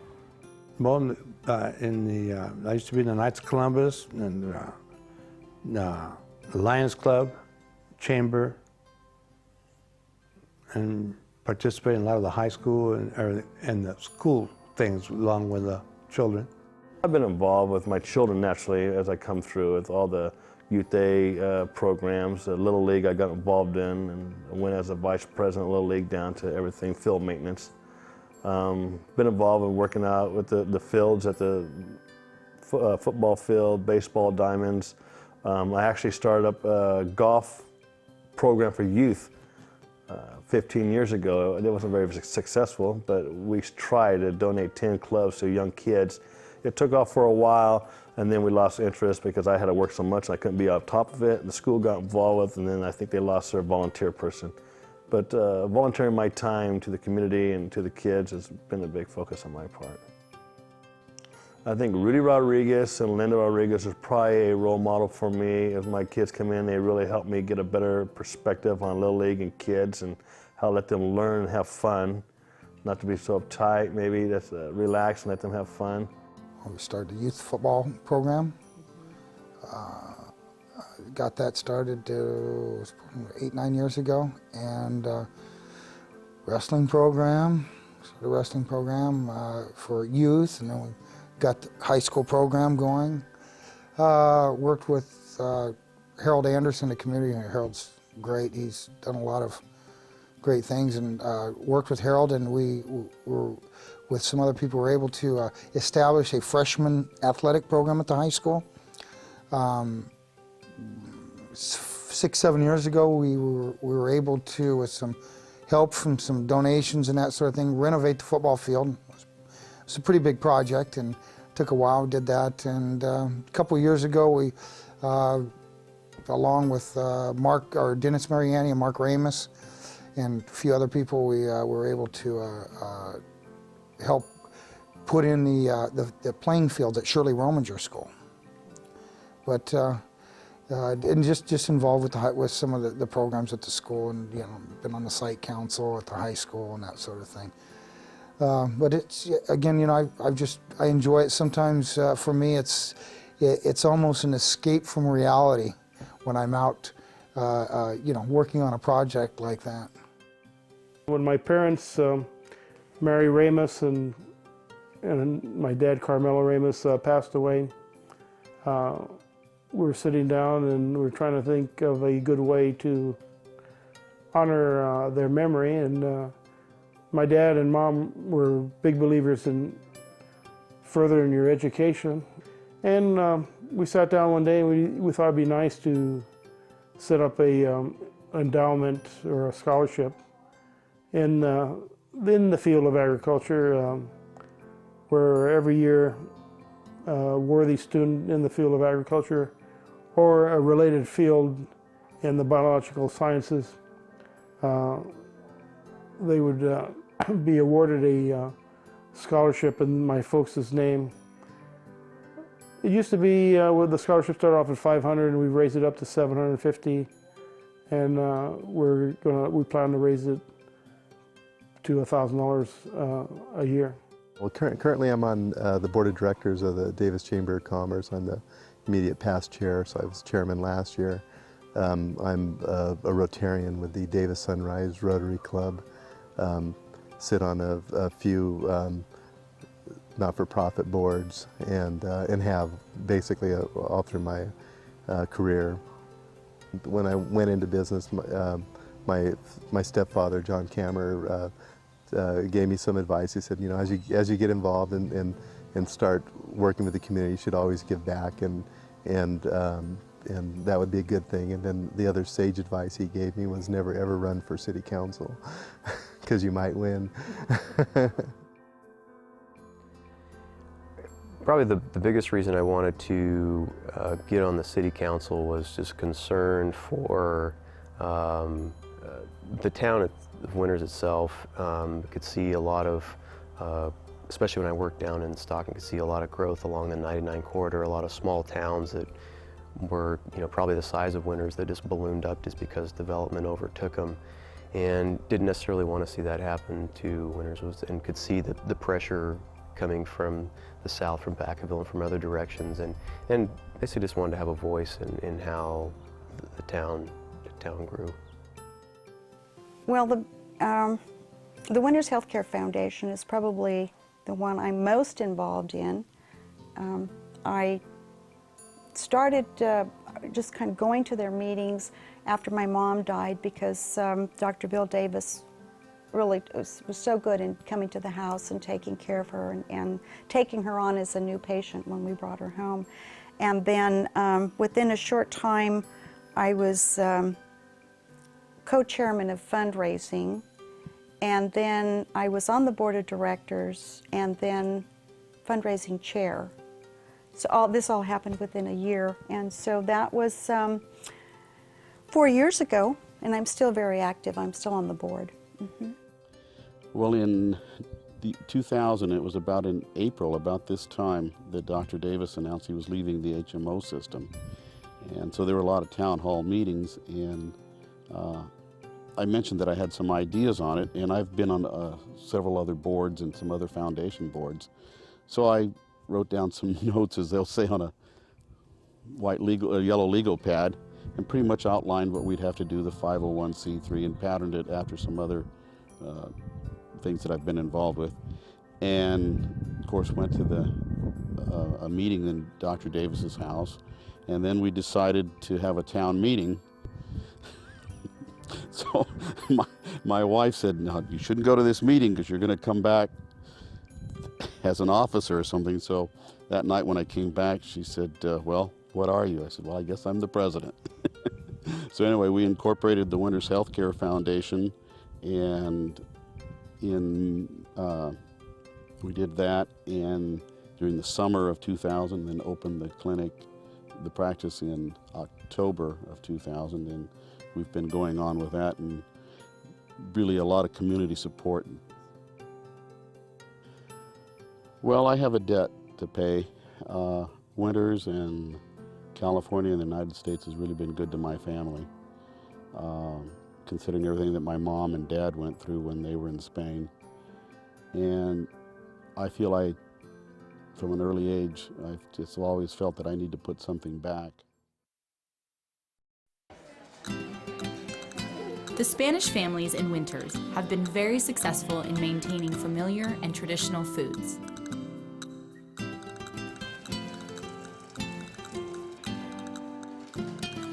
One of the most favorite of all foods to many of the Spanish families is a food called migas. The actual making of the miga is quite an art that often involves flipping the entire pan. Oh my God, that's number one. Number one, miga in the morning. Yeah, that was number one food in those days. This dish is still made by third and fourth generation Spanish American families. Migas is one of my favorites. Migas and Ramon. Isn't that funny? We always go back to that poor little dish that we just all absolutely love. It is a peasant food, and like many Spanish foods, very economical. I make a batter, not too runny and not too thick. And I put all half flour and half biscuit, and and I add a little water and a couple of eggs and a little bit of oil, very little oil, and a little bit of salt, yeah. And that made my batter. Put that batter in there, and you got to be crumbling it, let it cook and crumble it until you get little like peas or bigger, and they're crumble. Remojon is a broth with roasted or dry peppers, tomatoes, garlic, and sometimes sardines can be served with it. Oh yes, if you can't have a good remojon, you ain't got migas. Migas also can be served with a variety of other side dishes. We have chorizo, and we'll get sardines, and we have we'll take fruit and put out like canned peaches or this type of thing, and so we use the migas for main course and dessert too. Another tradition among many of the immigrant families was the matanza, or the slaughtering and butchering of pigs. Big family affair. Everybody was there. They'd harvest probably 4 or 5 pigs. Everybody'd have food for the winter. La matanza? Yeah, that was when they all got together and they killed the pigs, and then they skinned them. They ground up a lot of meat to make chorizo and relleno and morcilla. I have the chorizo maker that my parents used for all the years.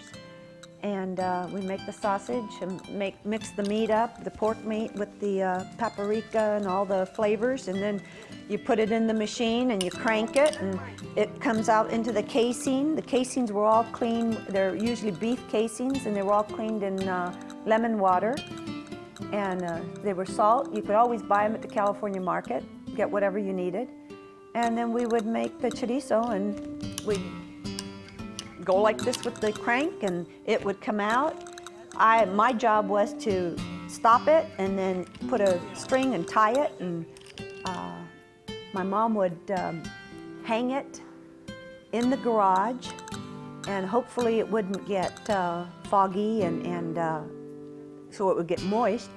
If it did, then the chorizo would go in my bedroom, over my bed. They all used to, the sisters all got together, and they would all have this big matanza. And I remember staying in the house when they were killing the pigs. I didn't like to hear them squeal, and it was just a lot of fun, a lot of work for them. Not only were sausages made, but also cured hams or jamon. Oh, cured ham. It's simple and easy. My folks used to cure ham. My mother, they used to cure hams too, right? And I can remember getting the knife in there, and they'd dig around the bone, to get that water out, and they'd stuff the salt down in there, If the ham weighs 24 pounds, I put them in salt for 24 days. Cover with salt for 24 days, a day per pound. They'd my mother'd get that wet salt out of there, put drier salt in there it was just pulling all the fluid that's in the joints and everything out of there. And then you take them out, and then I wash them and soak them in water for another 3 to 4 hours in a big tub, like the tub we have to make chorizo relleno, those big tubs. I put a half water and I put the hams in there and let them soak in to kind of wash the salt out. Mm-hmm.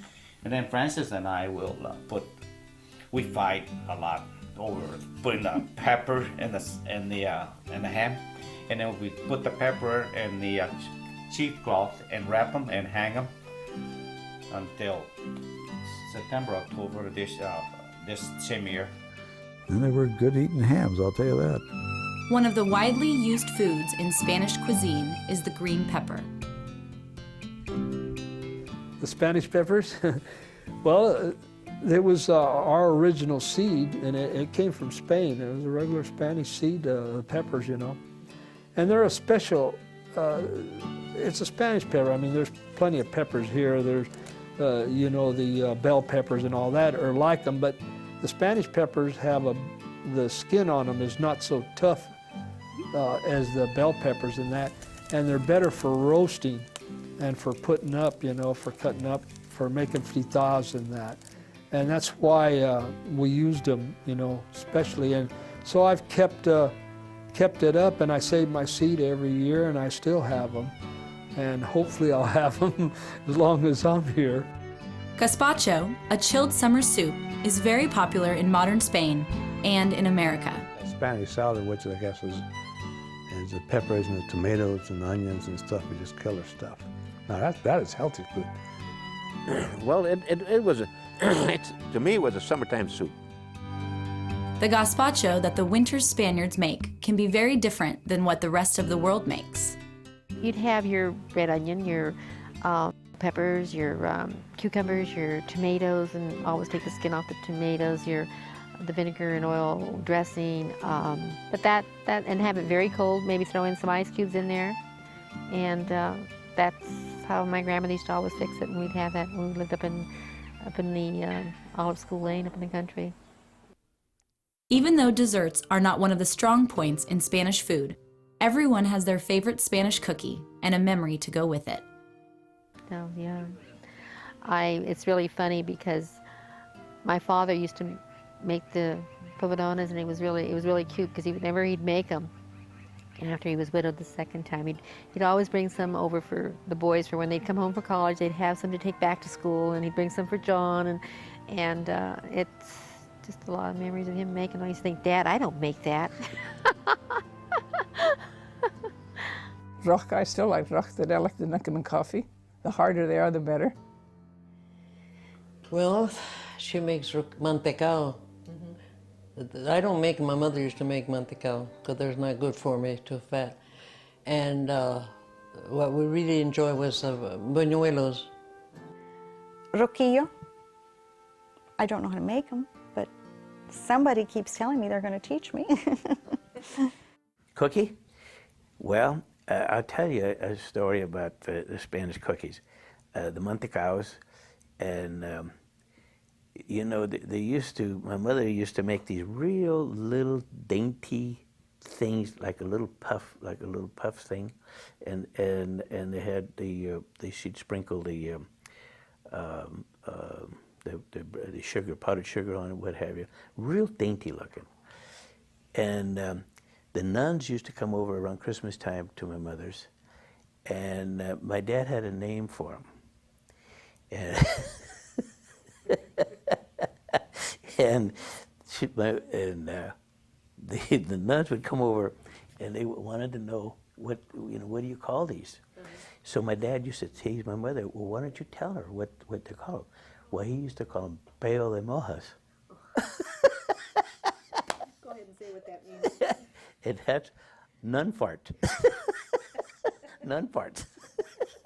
And he used to tell her, why'd you tell her what they call it? Of course, she couldn't do it. Paella, probably the most widely known and recognized food from Spain, is a traditional rice dish that can include chicken, pork, chorizo, peppers, peas, and a variety of seafood such as clams, mussels, shrimp, and scallops. It is flavored with the spice called saffron. For many of the families in winters, the dish called chicken and rice, or arroz con pollo, was much more common than the rice dish with the expensive seafood. Well, I make it several ways. Sometimes I do the easy way with just the chicken. Sometimes I do it with the chorizo and pork and chicken. Sometimes I do it with all of them and put clams and squid and some type of fish. It just depends. Actually, you need to know your audience because there's so many things you can put anything in it, and like myself, I'd throw some mussels and squid, which I really like, and there's a lot of people that might be eating it that might not like that. So, with a paella, I just like to cook it slow, and I do everything in one pan. But as far as what you put in it, yeah, it all works. There's not a right or wrong way of cooking it, or what goes in it. It's kind of what you like. In paella, well, we called it. I called it Spanish rice with shrimp or fish, or He used to make it with anything. Chicken, ribs,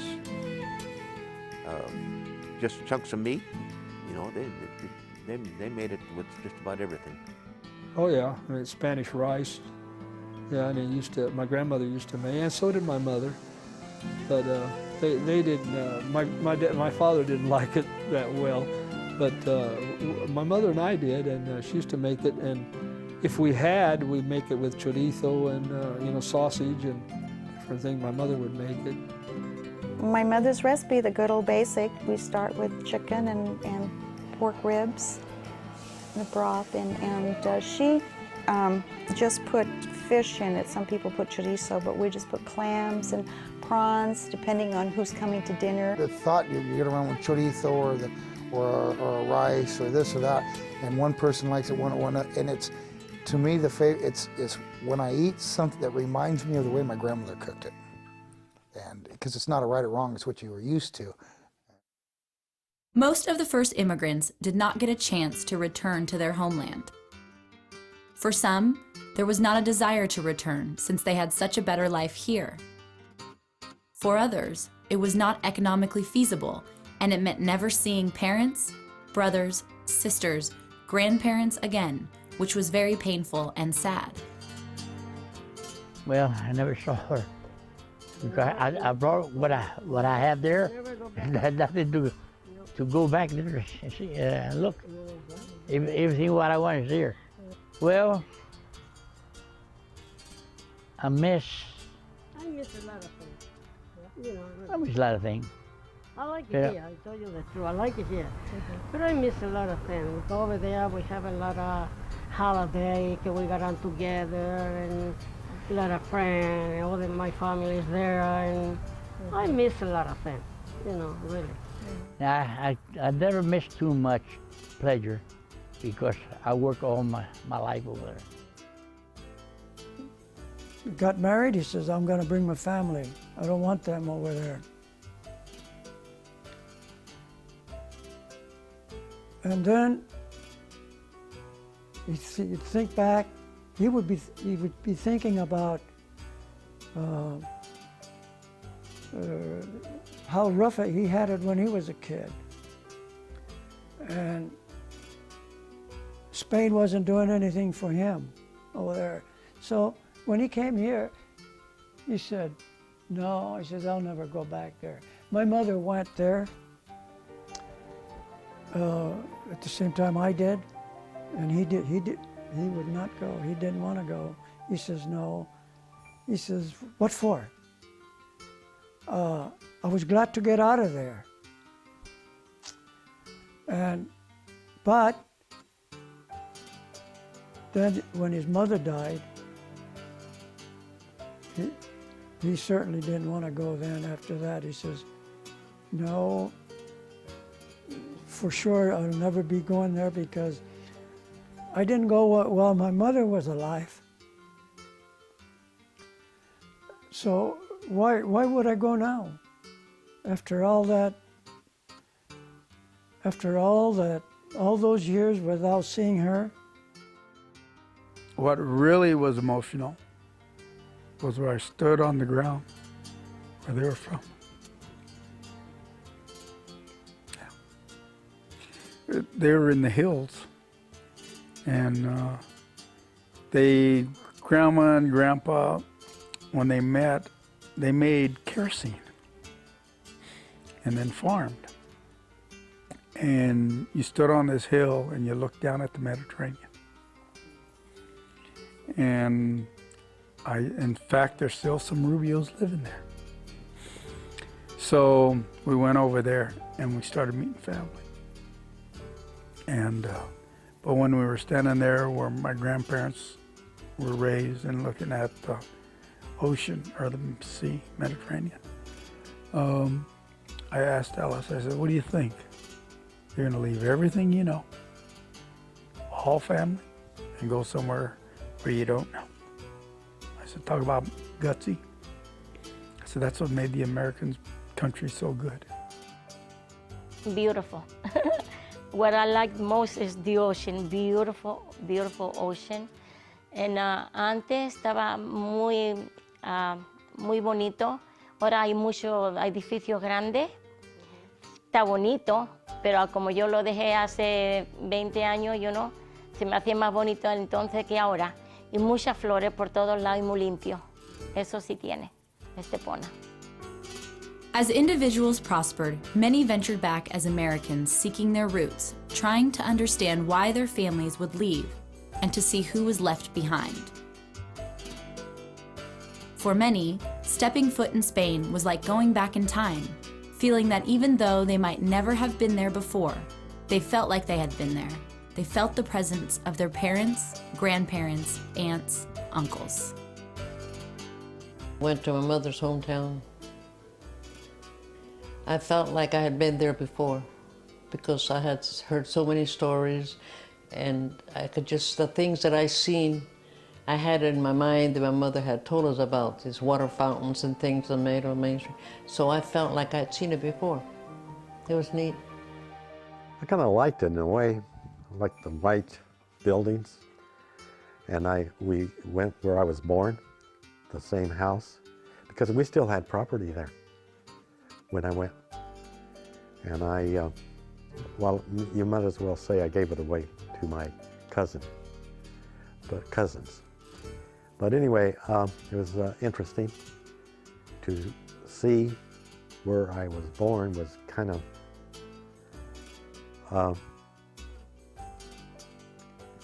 not much. When I went back, it was exactly what my mother would tell me, and she'd never been back there. It was stories that her parents told her. And I came home and I says, "Oh, Mom, you can't imagine where, Grandma and Grandpa came from."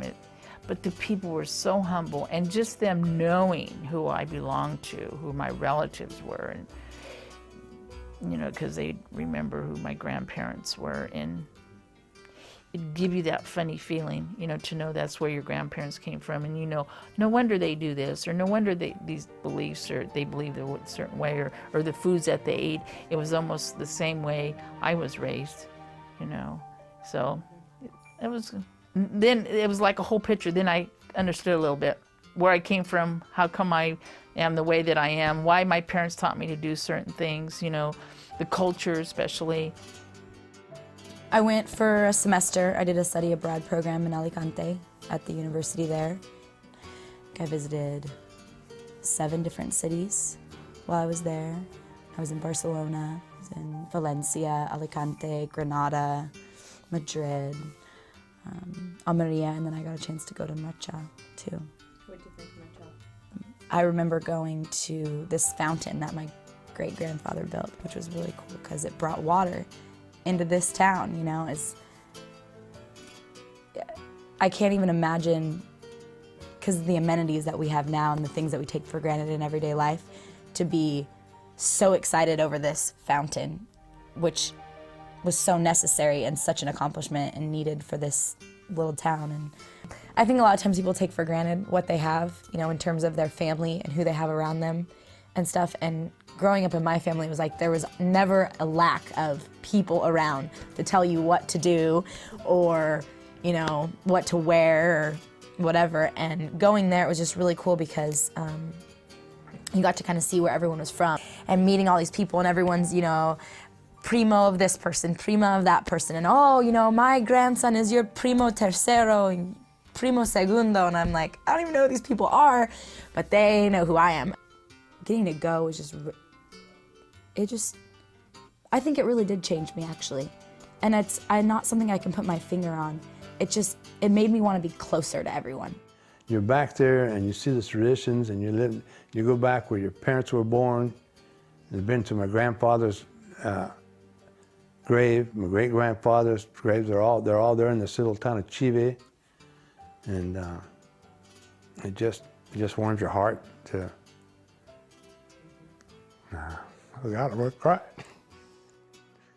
I remember being in Chive, where there wasn't running water, sewage, or telephones, and how they made do with what they had. And it's always made an everlasting impression on me to think that those people didn't have the convenient, modernized stuff that we have today, and they made it work. And they still were loving, hugging, kissing, laughing, And yet today in our society, it's so competitive and negative that what would we do if we didn't have all the modern conveniences?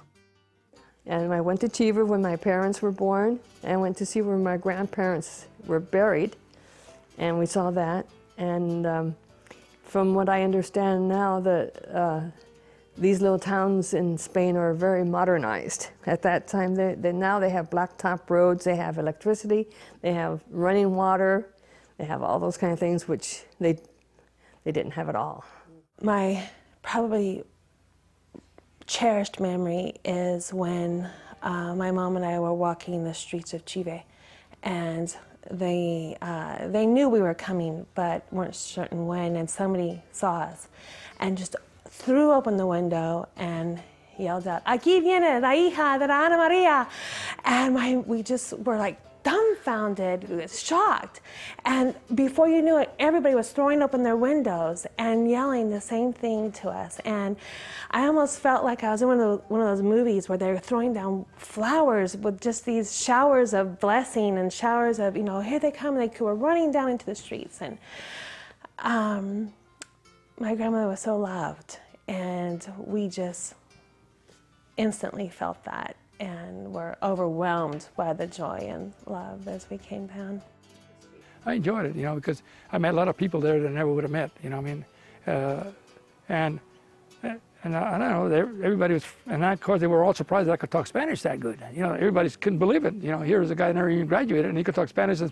I had guys that were professors in my class, in that trip, and they couldn't even figure it out how I could speak Spanish so good. Back in my mind, I had this vision of what my hometown was, how it looked, and places that I went to play, and I always visualized it, exactly where we lived, and the neighborhoods around there. When we got to my hometown, I thought, if he turned me loose, I know exactly where I'm at. If he turned me loose, I'd go right to where I live. The only thing I don't like about it is they eat too damn late to suit me. It was the most wonderful vacation to go back to Spain and to see people who looked like all of these Spanish people that I grew up knowing. To hear the language that I grew up hearing, that was the most impressive thing to me.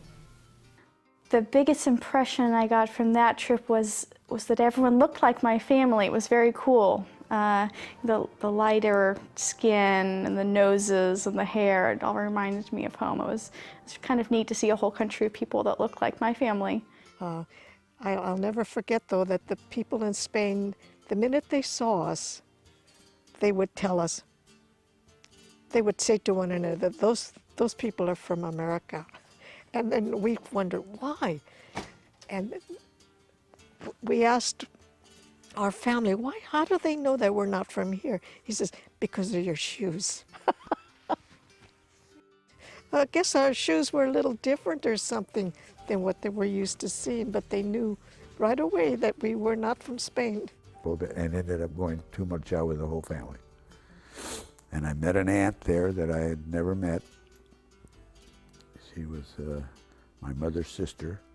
She never married or anything, and God, I tell you, that was an experience seeing her, because my mom had already passed away, and she looked, and when she grabbed my hand and just was trying to talk to me, she was just a spitting image of the way just like my mother. They don't, some of them may not have all their teeth, and they don't try to hide it.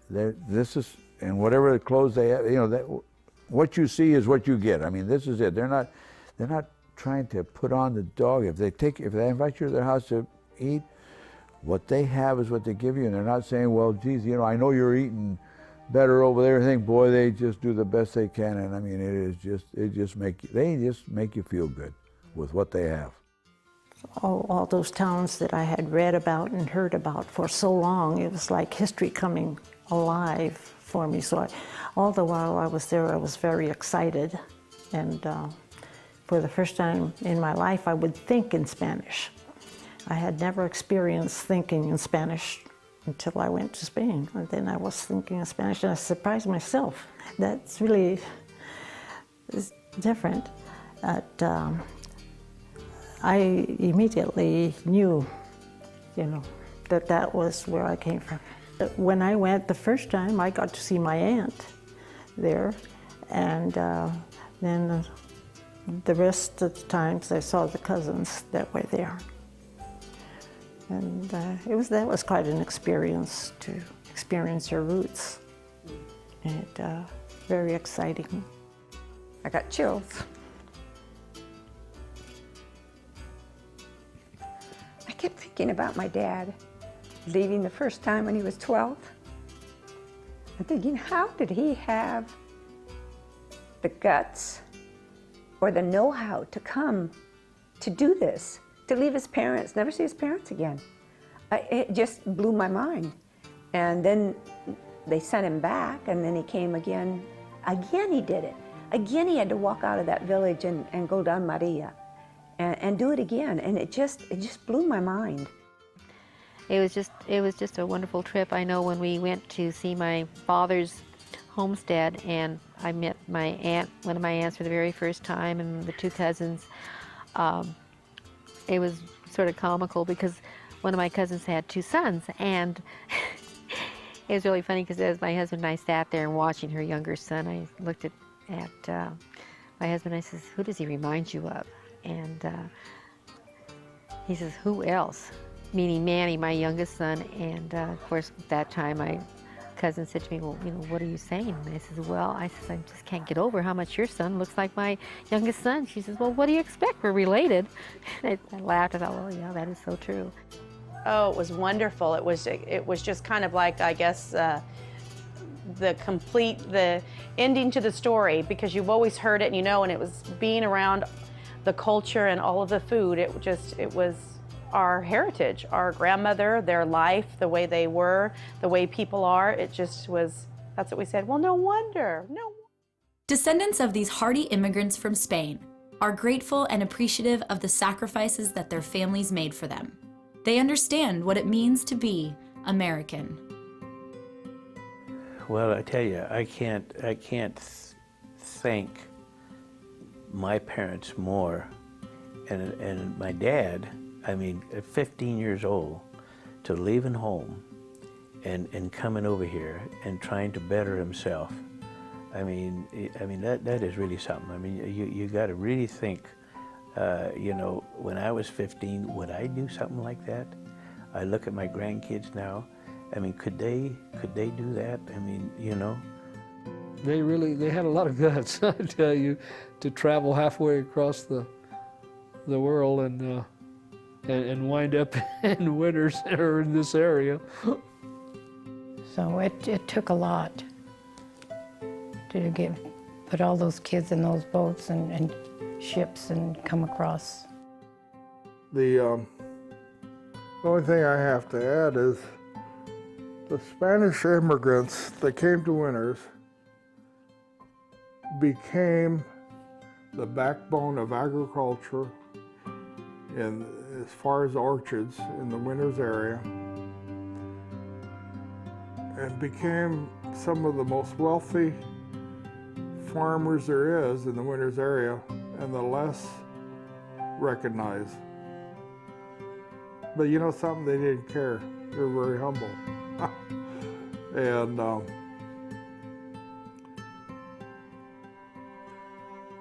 but you drive through Winters, all these beautiful orchards, they're all planted by Spaniards. The majority of them. You've had an influx of new people, and Spaniards have died off or sold out. They've made Winters what it is today, really.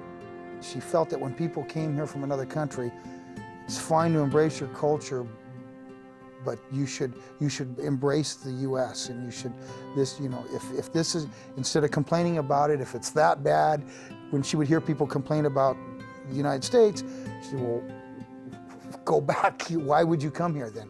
And because I think she was very thankful that she was able to be here. And she was thankful for the opportunity that she got when she was here. For the longest time, it was always, as a Spaniard, you felt like you were, other races were a little higher profile. You know, you always had Italian restaurants, you had Chinese restaurants, you had these various things, and none of the recipes that we thought were all that great were not really being recognized. However, all the nicest restaurants that I've been in the last 3 or 4 years have paella. I have to be thankful that they had the courage to pack up their families and make a move. We've all been blessed because of it. All I got to say, these people, immigrants, Spaniards that came from Spain, they were all hard-working people. And a lot of them are millionaires today because they work. That's all I got to say. They were hard-working people. They come to work and make life better. That's the way I feel, yeah. Mm-hmm. We can thank God that He sent our ancestors to move from Spain, because I don't think we would have had the life we have, or the possibility to even think about having the life we have. But we have a freedom here to start with nothing and advance to great things in your life. People have come here and they've worked hard and they've succeeded and they've given to this country, and I'm just really, really proud. We never expected to be given things. Entitlement was not in our vocabulary. So I believe that was really a special thing that I learned from my family, and important, and I still live that way. I love the country that we live in. I know it's not perfect, but there are proper ways to get things done and not to be afraid to go ahead and change things. And I think those were important things that were established by growing up in a family that didn't think anything was impossible. My gosh, they came across the ocean to a place they didn't know. So I think that's still in me. And I hopefully have passed it on to my children. Well, I just take my hat off to, all nationalities that have had to come over here and do it. But I mean, we're speaking about the Spanish people, and I mean, I think they contributed, and when I think of where they came from too, they didn't have any, they just came from the hills, actually, you might say, and to come here and to progress the way they have, I think is great. Well, I think it's a proud history. I guess Winters, in a way, and the Spanish community have both grown up together. And they kind of did what they had to do. They had to come to America. They wanted to come to America and do that. And so, honestly, I feel if there was an opportunity where I had to go to another place to just improve myself, I suppose, yes, I could do that. Start the Carbajal Martin section in another part of the world. Yeah, China, yeah. There's always Carbajals needed in China, of course. Being immigrants in the country itself, they basically were at the lower end of the socioeconomic scale, and they worked their, each generation seems to work themselves up a little bit higher and further, and so they really broke ground when they came here from Spain and kind of got the ball rolling and made it better for all of us, I think. I think the era that I lived in, not that it's not important what they're doing, but I think we were the last of that generation to see what it was really like, when the Spanish people first came here and what they had to go through and the traditions that they, held from when they came from the old country. You forget. And I think for the most part, I think about if my grandparents, because they were first generation here, they could go look up and see what their kids Kids, yes, they know, but grandkids or even great-grandkids, what they've accomplished. And I think the key factor was, which my aunt and my mom said, you know, is to have a better life. None of my grandparents had it easy. They had to work very hard for and I think they instilled that in their kids, and my parents instilled that in us. And I tell Nicole and Mike all the time, my children, I said, you don't realize how lucky you guys are. There's that generation that comes to this country, whether it had been 100 years ago or 200 years ago, they made it better for you guys, you know, for me, for your grandparents. There's always the first generation that has to suffer for the rest of us. I got to go over there and kind of experience this and see this whole other side of our culture. Because I think by third generation, by the time you reach my age and all my cousins, we're so wrapped up in our own lives and getting ahead where we are and what we're doing that you don't always stop to take a look and think about your culture and where you came from and how hard other people worked so that you have what you have today. I'm proud of my heritage. I think my children are proud of they're getting involved in their background. They're asking more questions, and I'm glad. And I think it's I wouldn't change anything.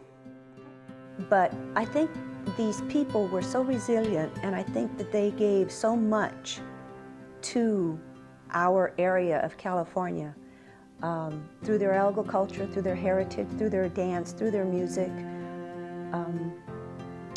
through their food. The story of the immigrant is always the same. It's always difficult to leave your homeland that you love so much and that you're such a part of. But you do it to make things better for you and for your family and for your all the generations to come. I'd have to say my hero would be my grandfather, Sam, because he was the American dream. He kind of pursued and pretty much came from nothing and became very successful in his ways and just created a good life for him and his family. When we talk about it as a story, to them it was life. But I mean, I think it's just amazing, and I think too of America being that land of prosperity where everyone can come and do, live their dream. Well, I just think people don't realize that it's all nationalities, they've come here and they made this country what it is. Because everybody that came from Europe at the time came here because their families were poor. And you're seeing that to a degree now with the Mexican people coming into this state. They're going through that cycle, and the Irish, the Italians, they all kind of going through this cycle, and basically our parents were in that cycle of the first generation to come. And that's basically what's made the United States, is because we're such a diverse country. And maybe that's why we all get along, because there's so many different people of diverse cultures that it's been a heck of a melting pot. Now, 100 years after the first Spanish immigrants left Spain and arrived in Winters, there still remains a strong core group of Spanish families. They are now Americans, but have not lost their sense of culture. They still identify themselves with their Spanish roots. They still try to keep up as many of the traditions and food specialties as they can. They are still the hard-working people that their parents and grandparents were. I'm Spanish descent, but I'm American. I was born here in Vacaville. And so it's just, I just carry it with me, and I'm just proud of it. It's a culture. You belong to something. It's not like everybody came to the United States and forgot about everything. It's something, a lot of traditions and foods and stuff are carried on from generation to generation. For me, I think everybody needs something to belong to. And that's what I belong to. I love being part of the Spanish traditions. I'm proud to be a Spaniard and a little Okiemi, I guess. But I tend to lean more towards the Spanish side. Naturally, you look at me, I'm dark face, I probably look like a Spaniard, but I absolutely love it. And I wish I had more background of the Spanish history and heritage stuff. I probably don't know as much as I should. And I can only hope that I can continue to work hard and commit to it. I will prevail as well as my grandfather and my father have.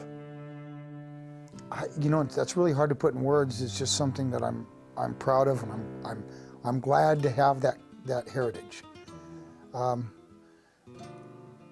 I think everyone wants to have some sort of heritage and I think that the Spanish heritage is defined.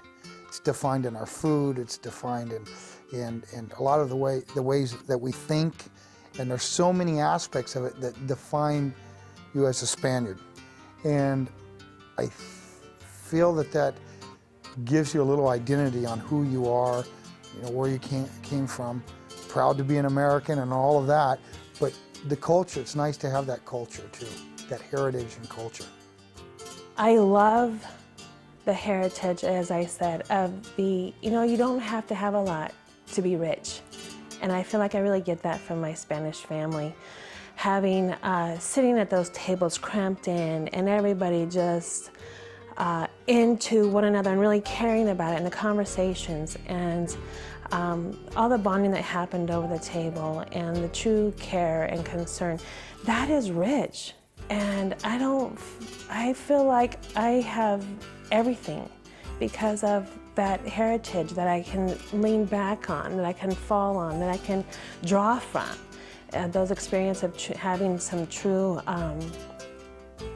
love and bonding times that I know that they did around the table. That's what kept them together. That's what kept them strong. That's what kept them going. Well, I'm proud of it, you know, and I think everybody should be proud of what they are, you know, and do the right thing. You know, I've been to Spain 2 or 3 times, and I enjoyed the culture, and I appreciate more the Spanish culture now than I did before because I know a little history about it. I think that being Spanish is an important part of who I am. I'm not sure if I really recognized it when I was growing up in Winters because there are many sort of half Spanish people like I was. But once I went away to college, I realized it was something special. Just being strong people. I attribute that to being of Spanish descent. Being tenacious, I attribute that to my heritage. Family-oriented, I believe that was something I was raised with, and I believe it's from my Spanish culture. I think dirt, this is going to sound funny, but loving dirt, even though when I live in town, I like to grow things, and now it's plants and flowers, but I grew up with valuing dirt. Dirt was important. That sounds funny now, but I think it was part of what was brought from Spain when they couldn't own anymore, and their value of the land and taking care of the land and preserving the land. I think that's a part of my heritage that's still there. I just think it's wonderful that there now has become a time to talk about the history of the Spanish families that came to Winters and the part that they played. I think we all grew up just accepting this is what you do. We didn't think about it being special. You just did it. And I think now it's such a nice thing to have it all put together. The families telling their stories and the humor. I think if I could say anything about Spanish people, they do know how to laugh and to party. And so that's fun to see that now being put into a film, into a book. That's going to be kind of fun to see. I'm proud of being a Spaniard, and I think it's helped us because we've known 2 cultures, and have had at least we have had the opportunity to advance. There was a lot of them that didn't, but nothing held us back because both of my parents were very education-minded. I know my dad always, you know, we're proud to be Spaniards, but we're an American. You know, we have just the Spanish heritage, which I love. Well, I'm glad I'm Spanish, thank God. I mean, there's a lot of successful Spanish people. I was born Spanish, and my parents were very good to us. We had a poor life, but it was family together. I don't know that it's necessarily specific to the Spanish heritage, but I mean, if you look at who your family is and you could say they're Spanish, then I guess it is directly from there. But I like the fact that it seems like most Spanish people are that way. They're very family oriented, and that's been really special to have, where we try to get together as much as possible, and still my family from my parents' side, my sisters are still real close, and we try to get together as much as we can, and I think that's probably an old school trait, I guess, where the people try to stay tight with their family. I don't know. I think Spanish people are great. They're compassionate. They're just good people. And I think the older I get, the more content I am with it. Not that I wasn't content before, but now as I'm older, and there's so many Spanish kids that are still here that are second, third, fourth generation, and I can talk to them, and I have that feeling like we have something in common. We have that background that we could share, that importance. Well, yeah, it's exactly right. It's part of who I am is right. I really, I think it's wonderful that we have migrated here and we're all here.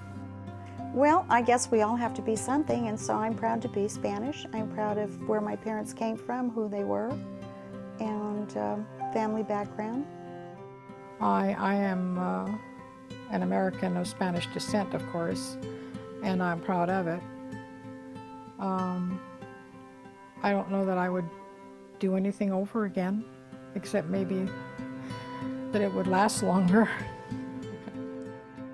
I'm proud of being Spanish. It's just the biggest part of me. It's hard to explain because it's just part of your soul and part of your everything that you are. It's amazing how growing up you don't realize those things, that everything it's just every aspect of your life growing up is influenced by your parents, and it's just who you are. It's just in your soul. It's just part of your soul. It's hard to explain. It's kind of like in the book where I say that I was driving across the countryside in Spain, and I just felt, looking outside, I just felt a belonging to the land. You're just like if I hadn't been in that spot before, someone who was a part of me had been. You're just connected. Well, I want to tell you that very, very true to me. I love it. I was born in Spain. I love Spain. But at the same time, I love the United States. Because the same thing when you got two moms. You have to be loved both the same. Well, for me, the two countries, it's the same thing. I love Spain 100%. I love the United States 100% too. Because the both countries, Spain give me the life. United States give me the other part of the life, live life. So I love it, both countries 100%. I'm glad to be Spanish because I feel what I have done being Spanish, what I have today being Spanish, not going to high school, not having a high school diploma, and what I have done, what I know, what I can do. Hey, I'm king of the kings. I'm proud. Like the paella, there is always a story to be told. Like the paella, there is a little of this and a little of that. And like the paella, the culture is like the rice. It is the backbone of the people.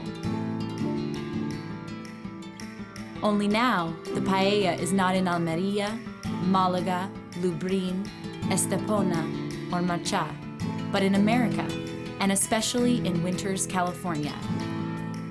It truly is an American paella.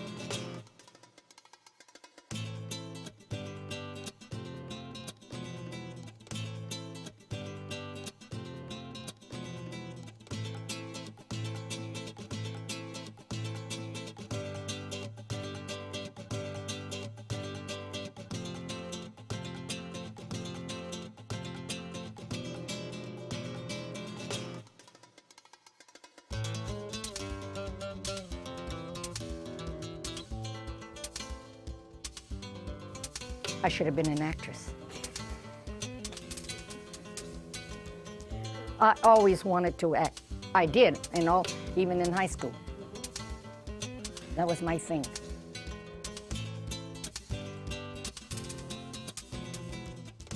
My dad said, Frank, you marry yourself a Spanish girl, for every dollar you make, she'll make you two.